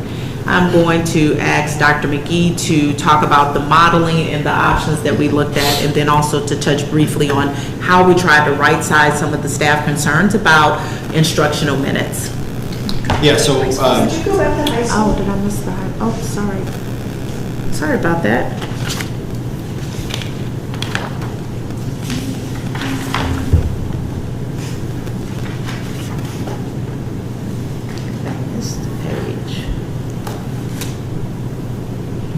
Sorry.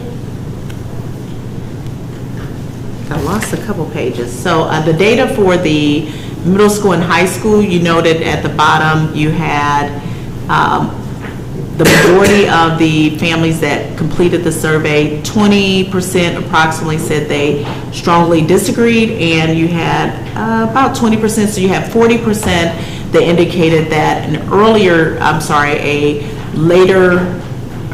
release time from school for middle school and high school is not preferred based on the disagree and strongly disagree.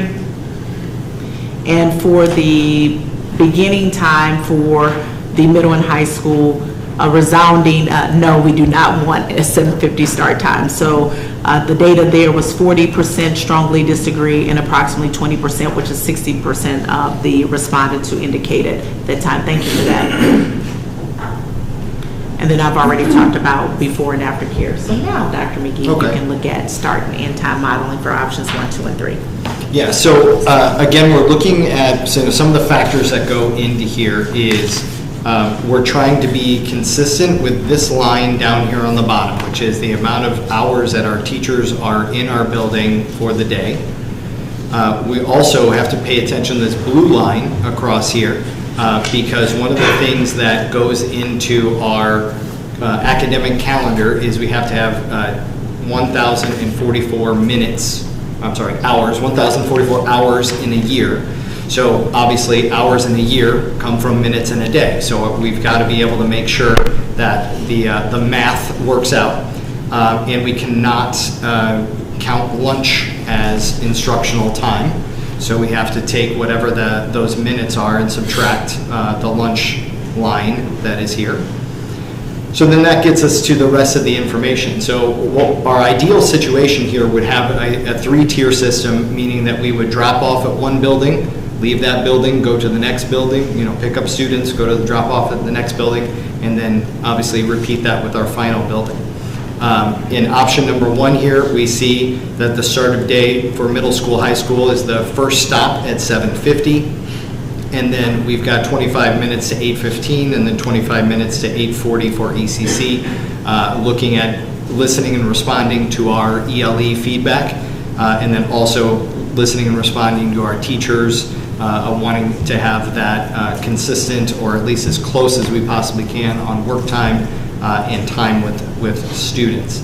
You will notice that in all of these options, I'm going to highlight this lunch row that's across here, because you'll notice that the middle school, high school, they use 25 minutes to get all those kids through the lunchroom. So that is, we could not trim that down to make that equal across all of our buildings. So just keep that in mind, that no matter how we shake this out, there's going to be that discrepancy between lunchtime by 5 minutes. But with each of these, we see the end of day noted here. That gets us our calculation for our number of minutes, and then also allows us then to make sure that we reach the 1044 hours by the end of the year. I'll move over to option 2. You'll notice at the top, simply the buildings moved, but the times all stayed the same. You get the kind of option available here, doing the math and computing that all out to look at those different options that are available with the middle school, high school starting at 8:40. The end of day would be 3:30, recognizing that as a former coach that would definitely impact start times for our evening athletics, and also potentially, if you go to a job or anything, like my Pizza Hut days, I'm remembering back when that was a thing. And then option 3 available here, another set of options. This is the one where we're less likely to choose, only because we notice that there's 20 minutes in between each of the start times, and we just cannot find a model where that works. 25 seems to be the right number, and I think we'll have some days where we'll run early and smooth and right on time, and then other times that we won't be that way. We need those extra buffer. I'm going to highlight one other option here, or one other item. I'm going to scroll back up just for a moment here. When we put our early childhood as our first dismissal, One thing we need to note is that there is a rule and a law that our kindergarten students that ride the bus have to be handed off to a family or guardian. So when that family or guardian member is not at the bus stop, then that has significant impact on everybody else in the routes that go along the way. So ideally, a school system should consider looking at putting their earliest and youngest learners being the last to drop off, because it does have a tendency to mess up the system when you're trying to get people safely home at the end of the day. All right, next steps, Dr. Jameson. So one of the questions that one of our board member asks is, how do we make decisions? So for next steps, my cabinet, the folks sitting here and at the back, we meet on Mondays and we review any additional data items that we do not have. So currently, unfortunately, because we don't currently code students when they leave the building for athletics. So what should happen is that if Bonita Jameson is going to a soccer game in Orchard Farm, I am coded as exiting the building, and not that way when you run your attendance report, you can run and physically see the number of minutes that students are missing in core content areas. We're trying to figure out a way to get that data. It currently does not exist.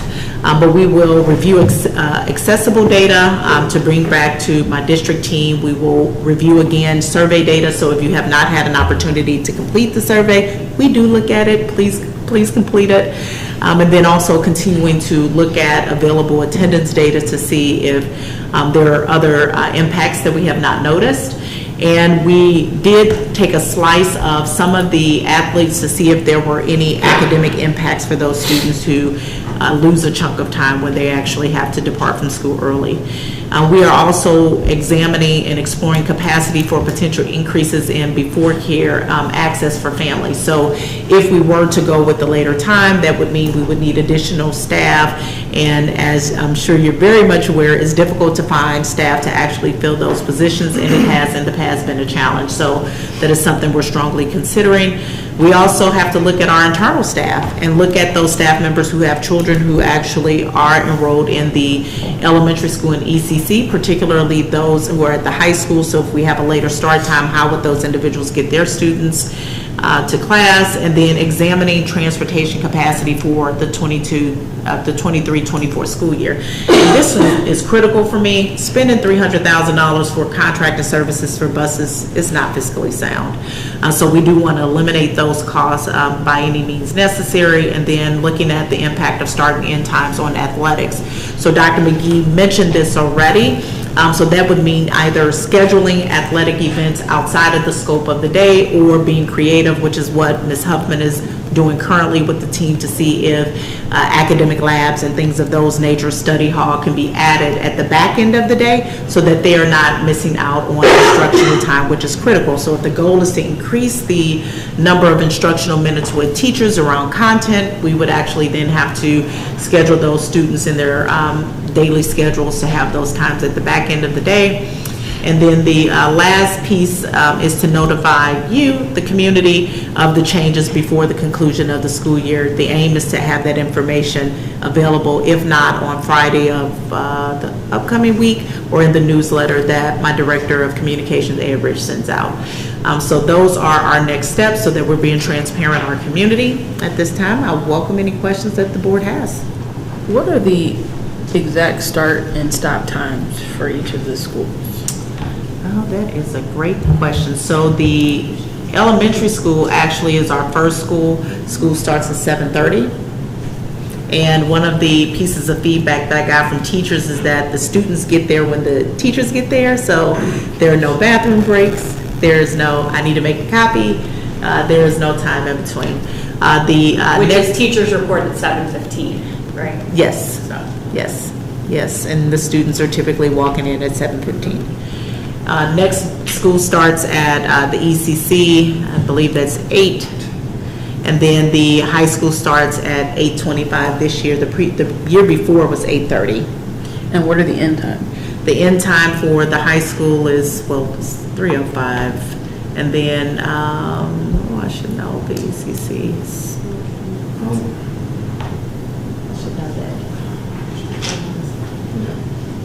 It's after 3. The routes, they actually run 20 minutes apart, so. Right, and the ECC and the high school run parallel, simultaneously, which is part of the issue. Yeah. Well, I think the other piece too is that we pool individuals to run routes because we don't have enough drivers. So, for example, if a driver calls in sick, you would have Mr. Kidd to drive a route.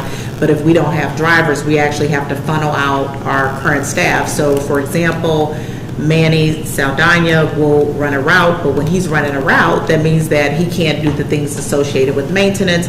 If we have to use a custodian that's assigned to a building like Genesis, she then cannot do the duties assigned to the middle school and high school, particularly when we still are looking for custodians to fill those positions too. So we're overtaxing our drivers, and then those same drivers, in addition to the custodians and others, are running athletic routes. So you can have a person, I won't name the person, working well over a 50, 60-hour work week. And so as we talk about life-work balance, and I did say life-work balance, we have to be critical around how we're utilizing our staff. Well, the bus issue has been ongoing for a while. We've been really trying to address that. There are some districts that don't even have it. I was going to say, our neighbors Brentwood have done away with busing altogether. Yeah. I mean, that's certainly an elegant solution in some ways, but I think certainly a trade-off to consider. Did you have anything else on buses, Randy? I'd like to highlight in the equitable hours aspect of this. So to drive a finer point on what Chris McGee presented earlier, if a flood of the level that happened at the elementary school happened in any of our other buildings this year, we would be tacking on weeks to the school year.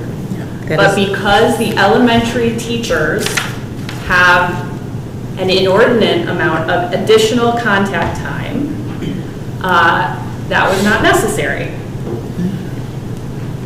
I would like to offer for consideration that the amount of additional time those individuals are working may also be contributing to job satisfaction, looking around and going, hey, wait a minute, that my colleagues over at that building have this many fewer minutes every day of being on. And now I know when we surveyed elementary school teachers, they said, we actually don't want to give up any of our time with kids, right? So I appreciate that aspect, and I think it is, again, something that kind of was hidden from board community consideration over the many years. I was also on the board when we made the decision based on the brain science to push the start time of the high school back. And that actually happened in the 18-19 school year. The only presentation we ever received from Dr. Grauer about the impact of that was at the time that it was improving the tardies of students. Now, obviously, taking a look at the data, I wish Dr. Grauer and Dr. Smith were here tonight so we could ask some additional questions. I am continuing to be concerned about the level of tardies and absences that are presented here.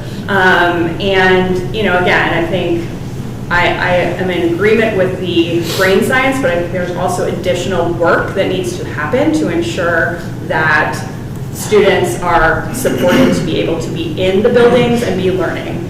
I'm also concerned that we have not been at the building level tracking the amount of lost time to sports and debate and other extracurriculars. I think that is a significant oversight of the high school.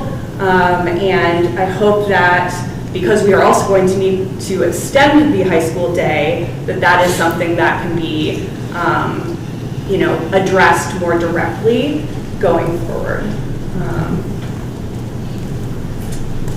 I think those are the items that again, I appreciate that the community kind of overwhelmingly supports that, high school should start later because of the brain science, and the younger kids should start earlier because they're up earlier. The survey wasn't a great tool, I think, for engendering confidence from the community that we know, that was the direction we were leaning. But again, appreciate that folks took part in that imperfect tool. The spirit behind it, I think, is certainly appreciative of. Again, we didn't seek any input when we changed the time.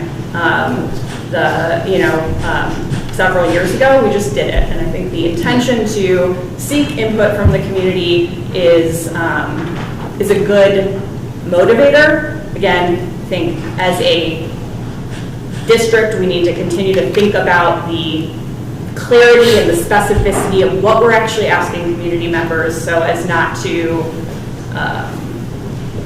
cause anxiety that is unnecessary. That was definitely not the goal. It's to be more intentional, like you said, about gathering that information from all areas, because we recognize that in the past we weren't necessarily provided that type of input, and everyone's voice is important. We want to hear from everyone. I do have another question too, because I am concerned about our younger learners and what happens when there's no one to meet them at the bus. Maybe considering an additional survey just to those families with regard to if the start time for not really the start time, but the end time is earlier, will that impact their ability to be there to receive them? Because my concern is also getting into a nightmare if that option were selected, where our young learners are, now everything is delayed, et cetera, and then we're having to revisit this next year. And Brandy, I think to that point, I think the community reaction that we saw last year when we had delays on the information about Discover Club slots and things like that, I do think the sooner this decision is made and communicated, the more potential folks have to be able to figure out, like, okay, this doesn't align with my work schedule. Can I get the neighbor to, agree, because they're already going to the bus stop to be the person who's going to pick up my kid, or, that sort of thing. I think where we've seen the anxiety levels and really, the real, like, the community feel of this district of people being able to say, like, hey, can you get my kid for me, is something that folks can work out if they have the notice to do it. That was actually something that came out in the comments when I was looking through just the timeliness of notification, so that people can make those adjustments, and then also understanding the need for childcare as well.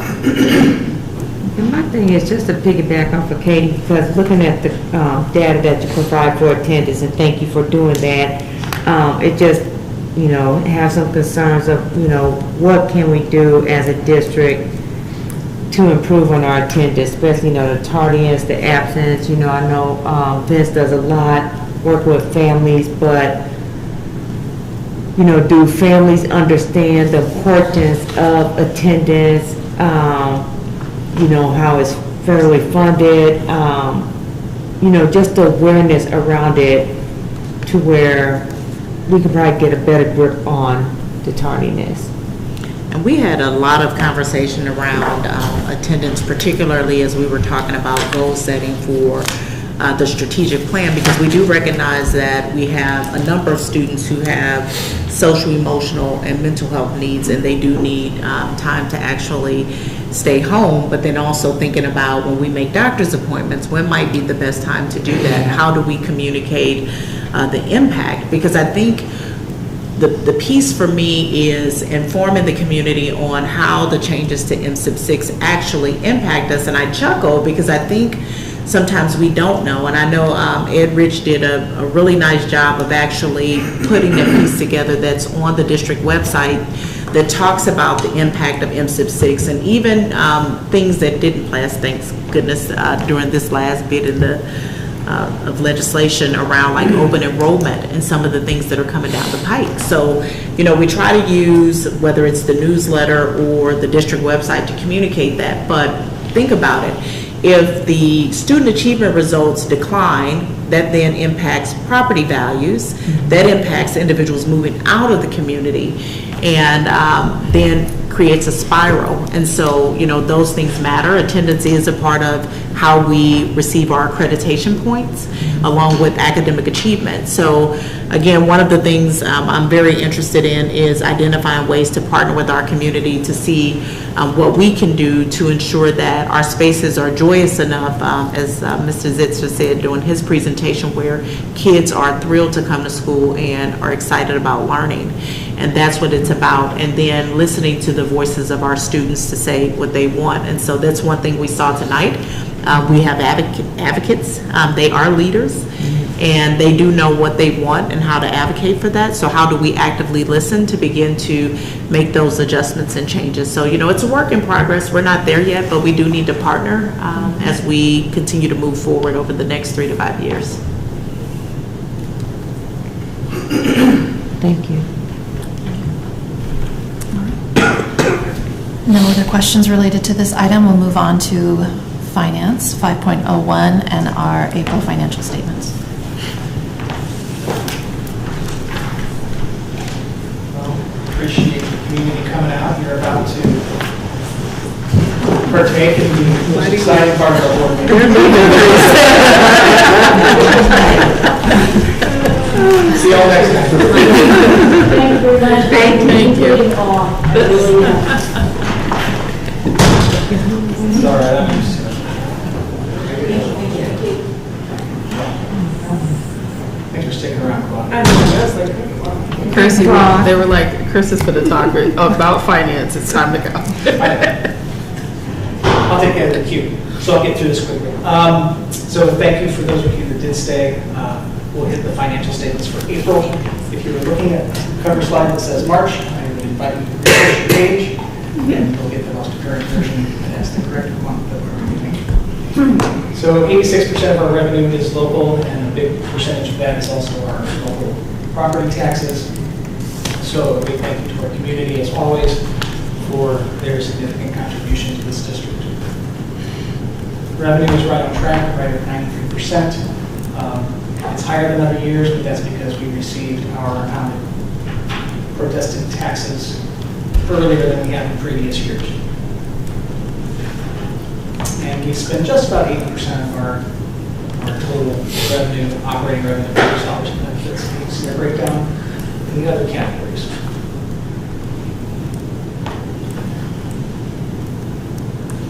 And these are the reasons why those percentages are the way they are. The most important part is we're right around $19 million. We're 73% of our budget, and we're right on track on our spending as we were in prior years.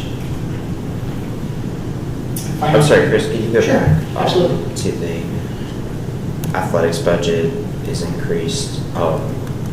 Were there any plans to increase like the arts budget as well, or is that kind of staying the same? So the art budget was increased, but it wasn't significant enough. The arts budget wasn't significant enough to be an item of note. But I will tell you that we are committing both this year and next year some capital funds to refresh the larger, more expensive instruments down there. And isn't also correct me if I'm wrong, but some of the flex space in the new building, that's also going to be committed to art? Yes, and that's all paid through our property bond funds. Okay. And as a former musician, I was very pleased.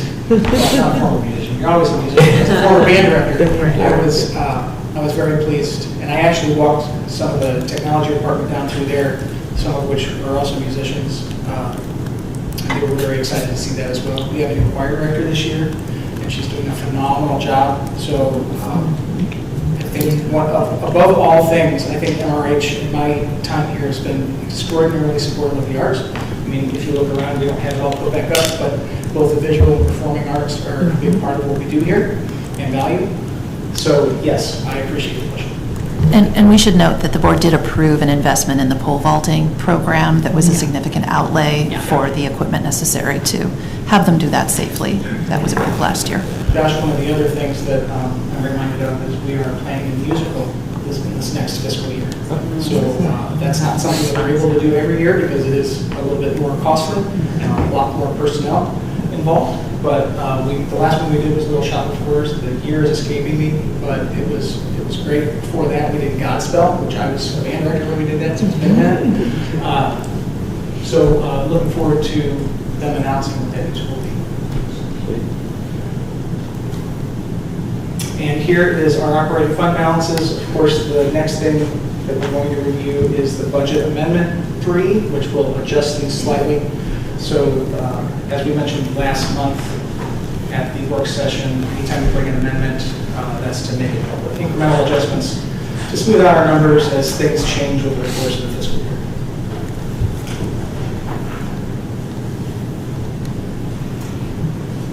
Any questions? Chris, they chose you were a good man, Charlie Brown. Looking forward to seeing it. I'm excited. Yeah, that's a fun show. Okay, let's move on to 5.02, our budget amendment. Right on here. Sorry, I'm just pull it myself. Have a good night, Claude. I'm here. I'm still here too. Thank you guys. Good being here. Okay, I won't belabor this. We are making some changes, mostly on the revenue side is related to interest. You may have heard in the news, our interest rates are actually, at least from the investor perspective, favorable. From the borrower perspective, not so much. But for us, it's working out pretty well. The yield curve is still inverted, meaning that short money earns you more than long money. So right now, all of our assets are liquid, but they're earning just under 5% on the daily. So we're pretty excited about that because it's helping us on our bond projects and it's helping us on capital projects. And it's a welcome change. So these are the changes that we're making. We're also, a lot of what you see here, this is mostly for our new board members, is moving, are just their transfers. So it's moving budget from one fund to another fund or one account to another account within the fund. So a lot of these ins and outs are actually net zero. So if you look at the final page, final pages, the 6 pages of this document, the top one is going to show you the pluses or the minuses, the items that are actually increasing revenue or decreasing revenue and in-kind expenses. Special revenue, that's our teachers' funds, just a little bit of change there. Ooh, I didn't want to mention here, the $47,000 there, that's an additional allotment for transportation that's never been funded at all, is now being extraordinarily funded, which is exciting, quite a surprise. Katie, I get it? Yeah. It's where we're in alignment with our rural school districts that they like to pit us against, right? I did have a question. How often are these funds audited to see whether or not we're actually getting paid? Annually. Yeah, we're required by law for a third-party audit. We work with Kerber and Breckle, and they're actually going to come grace us with their presence next month. So I'm looking forward to their arrival. Thank you. Debt service this tracks along with any of our tax revenues. And we're increasing, and again, this is mostly interest. And on the federal side, that's tax credits related to some of our bonded indebtedness. Big old $15 change here on the capital project side. Increases on the bond issue fund, that means that change order you saw tonight's been covered by this interest increase, which is fantastic. All funds together, you can see the net change is an increase of $268,000 to the fund balance, which results in an increase of about 0.75%, 79 basis points increase to our fund balance overall. This will move again. You'll see another budget amendment come to the close of the fiscal year, and it's going to adjust revenues to actual and expenses more close to actual, so things will slide around just as we come into the final month of the fiscal year. Chris, does this include the bill back to special school district for our MTSS coordinator? Yes. Well, this amendment itself doesn't, but the mechanics of that are covered in our budget. Okay. That's worth mentioning, that SSD is covering the cost of the MTSS coordinator. Yes. Right. Yeah. And then 6 pages of backup, so. Any questions? All right, let's move on to our FY24 budget presentation, part 4. It's like cruise. I'm getting tired, so I tend to talk a little bit more, so just get me on. Here it is.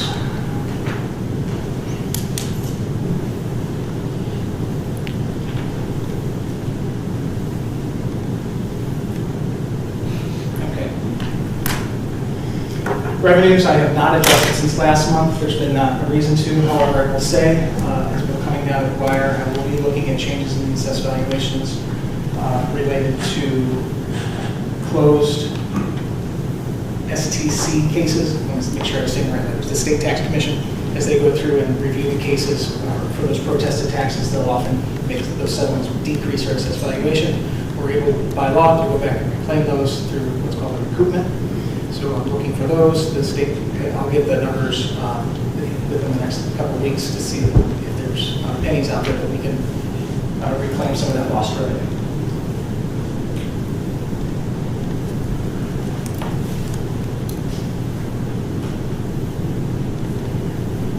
I'm moving through here with no dialogue. You've seen all of these.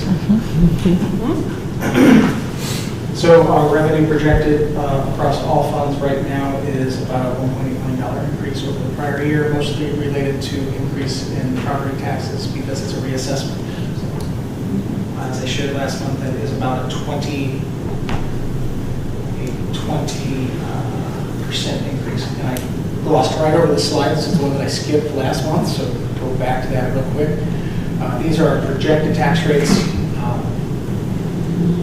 Unless we find any recoupment, then they will increase slightly. Yeah, so Chris, I think it always bears repeating.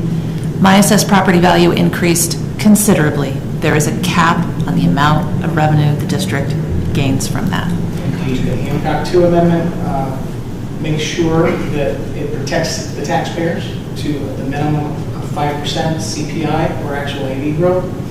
And CPI was factored in on the most recent calculations at 6.5%, so 5% is rarely the lowest number in this case.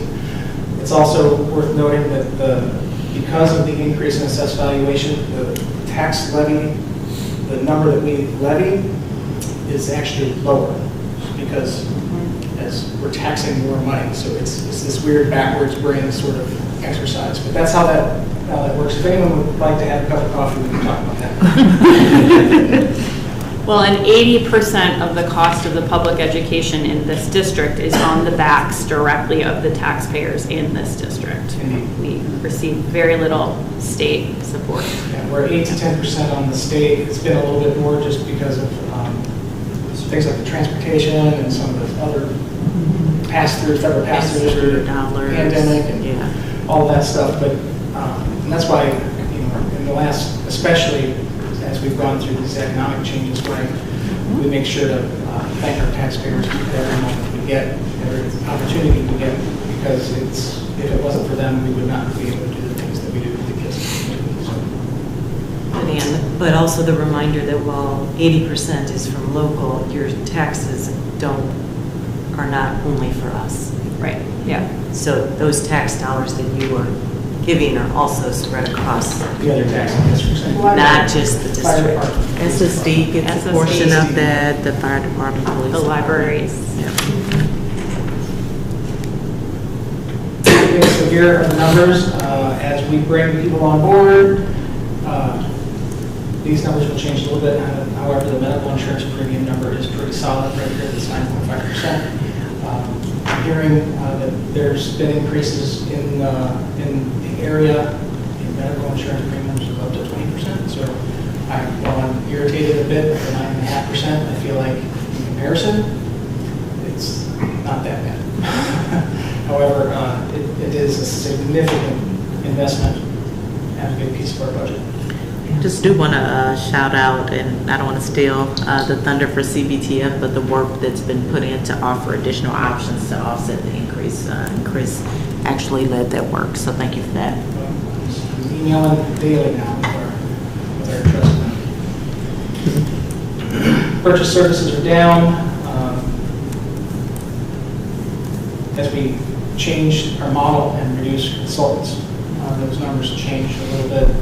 Supplies are up slightly. 4% is not a whole lot to get excited about, but it is an increase. And I will tell you, at the stage we're at right now, I'm more in numerical mode than I am in alpha mode, so I apologize if I'm stumbling over myself a little bit. I've been staring at spreadsheets for about 2 weeks now, and today was no exception. We're literally scrutinizing a couple thousand accounts line by line, making sure that things make sense.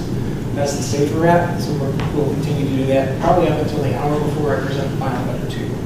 So just know that we're looking, and sometimes we miss stuff, but we try not to.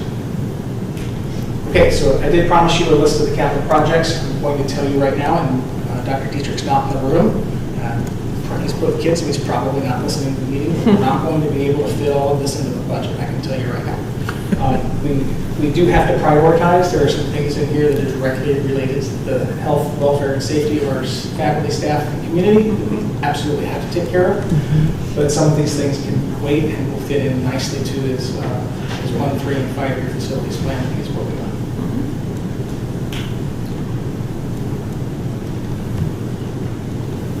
I won't read these to you.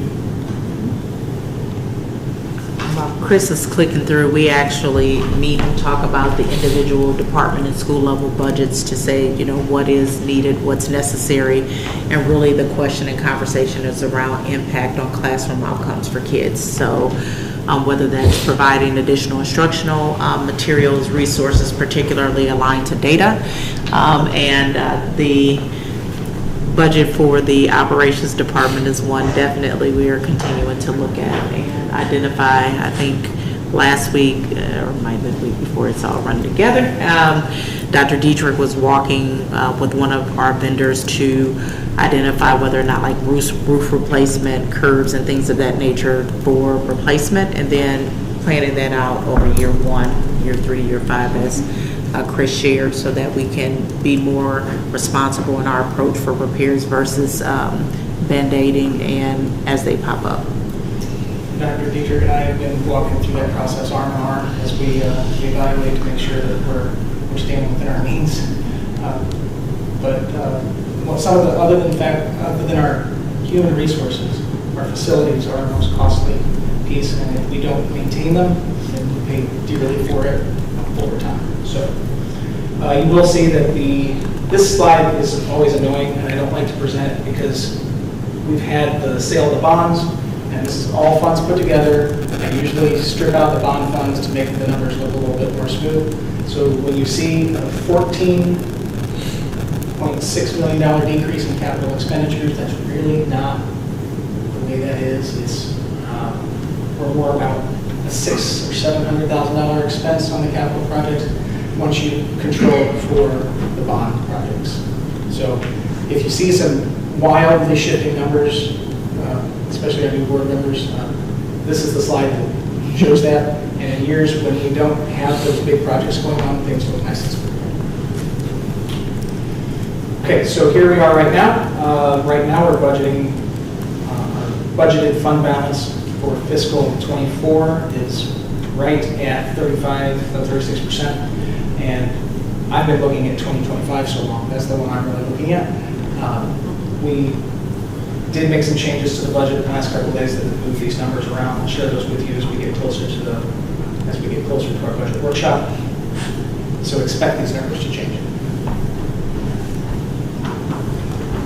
Okay, so the scrutiny has begun. I fired off 2 emails earlier this afternoon to our building administrators that said, please find ways to reduce X, Y, and Z accounts. Those were pretty lengthy emails. Some of the increases, to Benita's point, as we come into this next budget year, we talked a bit about process. I'll be sharing that with you as we get closer into the budget season this fall. But measuring those outcomes and the dollars and the return on investment, that's something that the board's always been interested in. So we're continuing to find ways that we can actually measure that to see if our financial investments net into the performance gains that we're seeking. So we're losing sleep a bit over how to make that happen, but we're trying real hard and hope to have something positive to share with you on that this fall. What are your questions?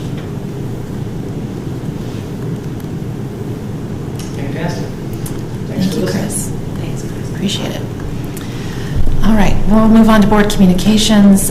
Before we jump into committee reports, I will let the board know that we plan to do those reassignments for the upcoming fiscal year at our next monthly meeting. So in advance of that, you will be receiving information about all of the available committees and rank your preferences on those.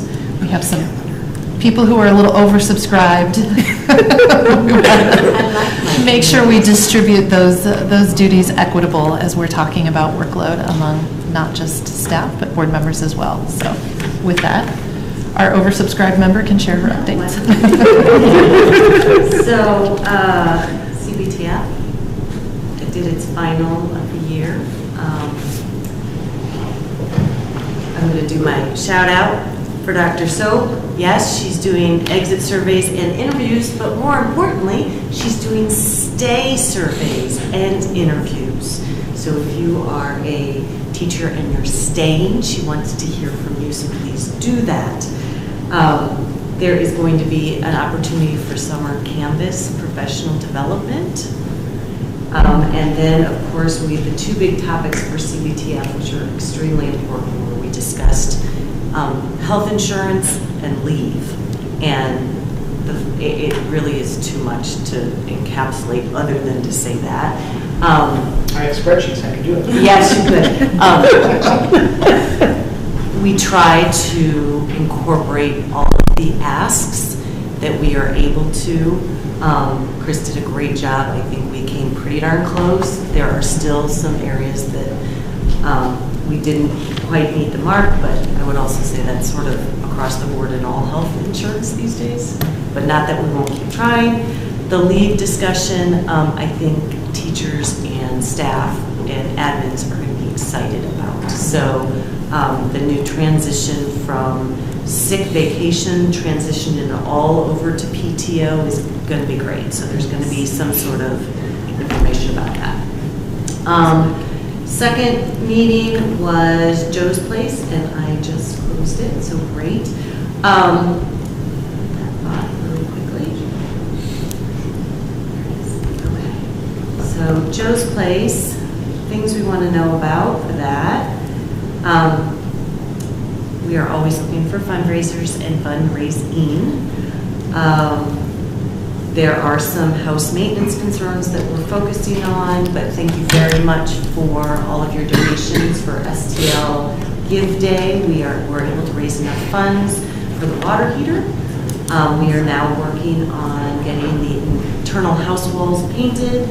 Here's my plug. We are in need of respite care placements. So that would be weekends, that would be school breaks, that would be summer.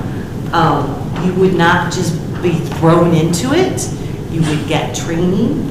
They would explain what is needed to be done. Some of our students need more supervision, some need less, but that's a definite request. Last but not least, we're going to have an open house on September 14th for donors. So if you're not a donor, feel free to donate so that you can come to the open house and raise some more money for Joe's Place.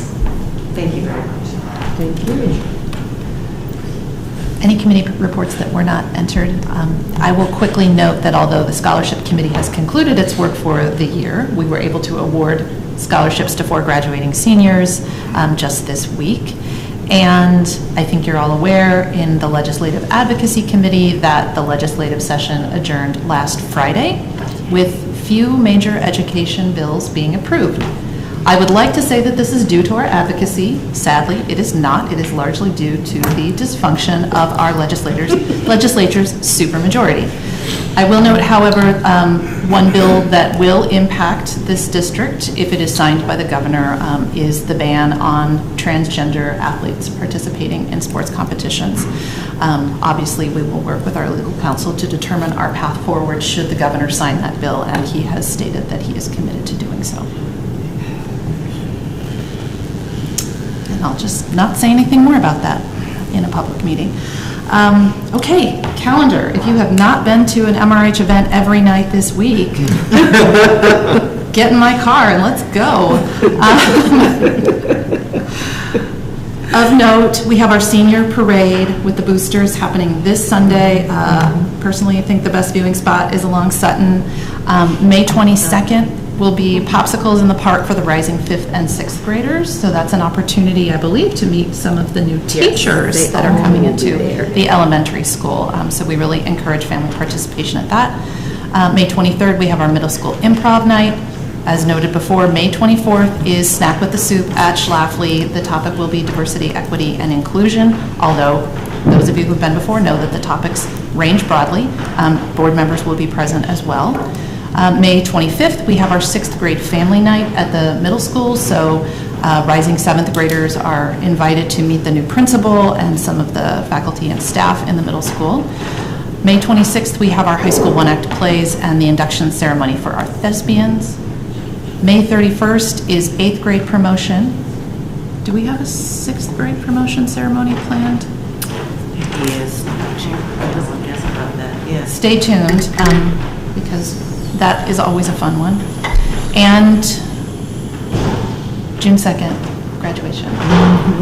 Just a reminder, Taste of Maplewood is this weekend, and the stage band is performing on Friday night. Friday, okay. And then some students are performing Saturday. There is a Maker's Studio exhibition at the ECC on May 25th. There was one more thing I was supposed to read. Senior parade. I can't remember, sorry. Stop by and spin the prize wheel at the Taste of Maplewood. I think that's essential. Well, both Ms. Huffman and Mr. Zitzer will be there. I think Mr. Zitzer will be there on Saturday, and Ms. Huffman is signed up on Also Saturday. I will be there Friday and Saturday, just in case. I'm going to shut it down on Friday. It's going to be great. Are we going to be able to do a Facebook post that shows those scheduled times for our various That'd be nice. representatives? You're working on that right now? Oh, who's there when? Who's there when? Yeah, give On people social media. a calendar. That'd be good. A passport. It is cool. Don't get Ed any extra work. Sometimes he doesn't like when I go off and come back with ideas. Sorry, Ed. All right, well, let's move into our action items. 7.01, construction change orders. Move to approve change order number 32 is presented. Second. All in favor? Aye. Opposed? Motion carries.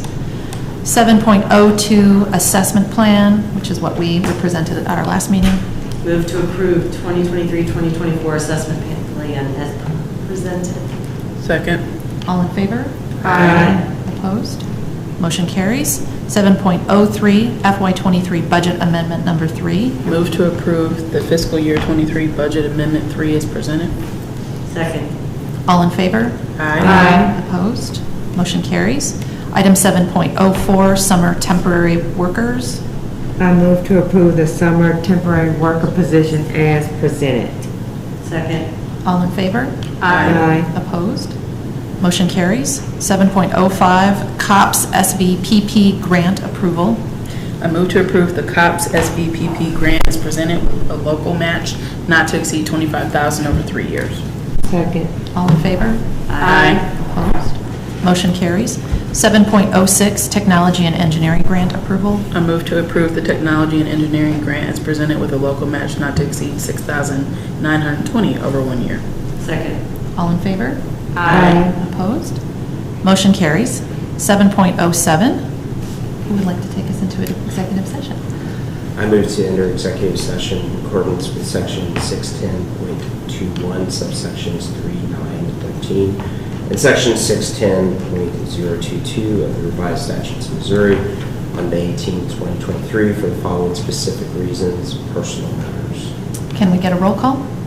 Give me a second. Second. Oh, sorry. Jump in the, all right. At least you remember roll call. It took Yes. me months.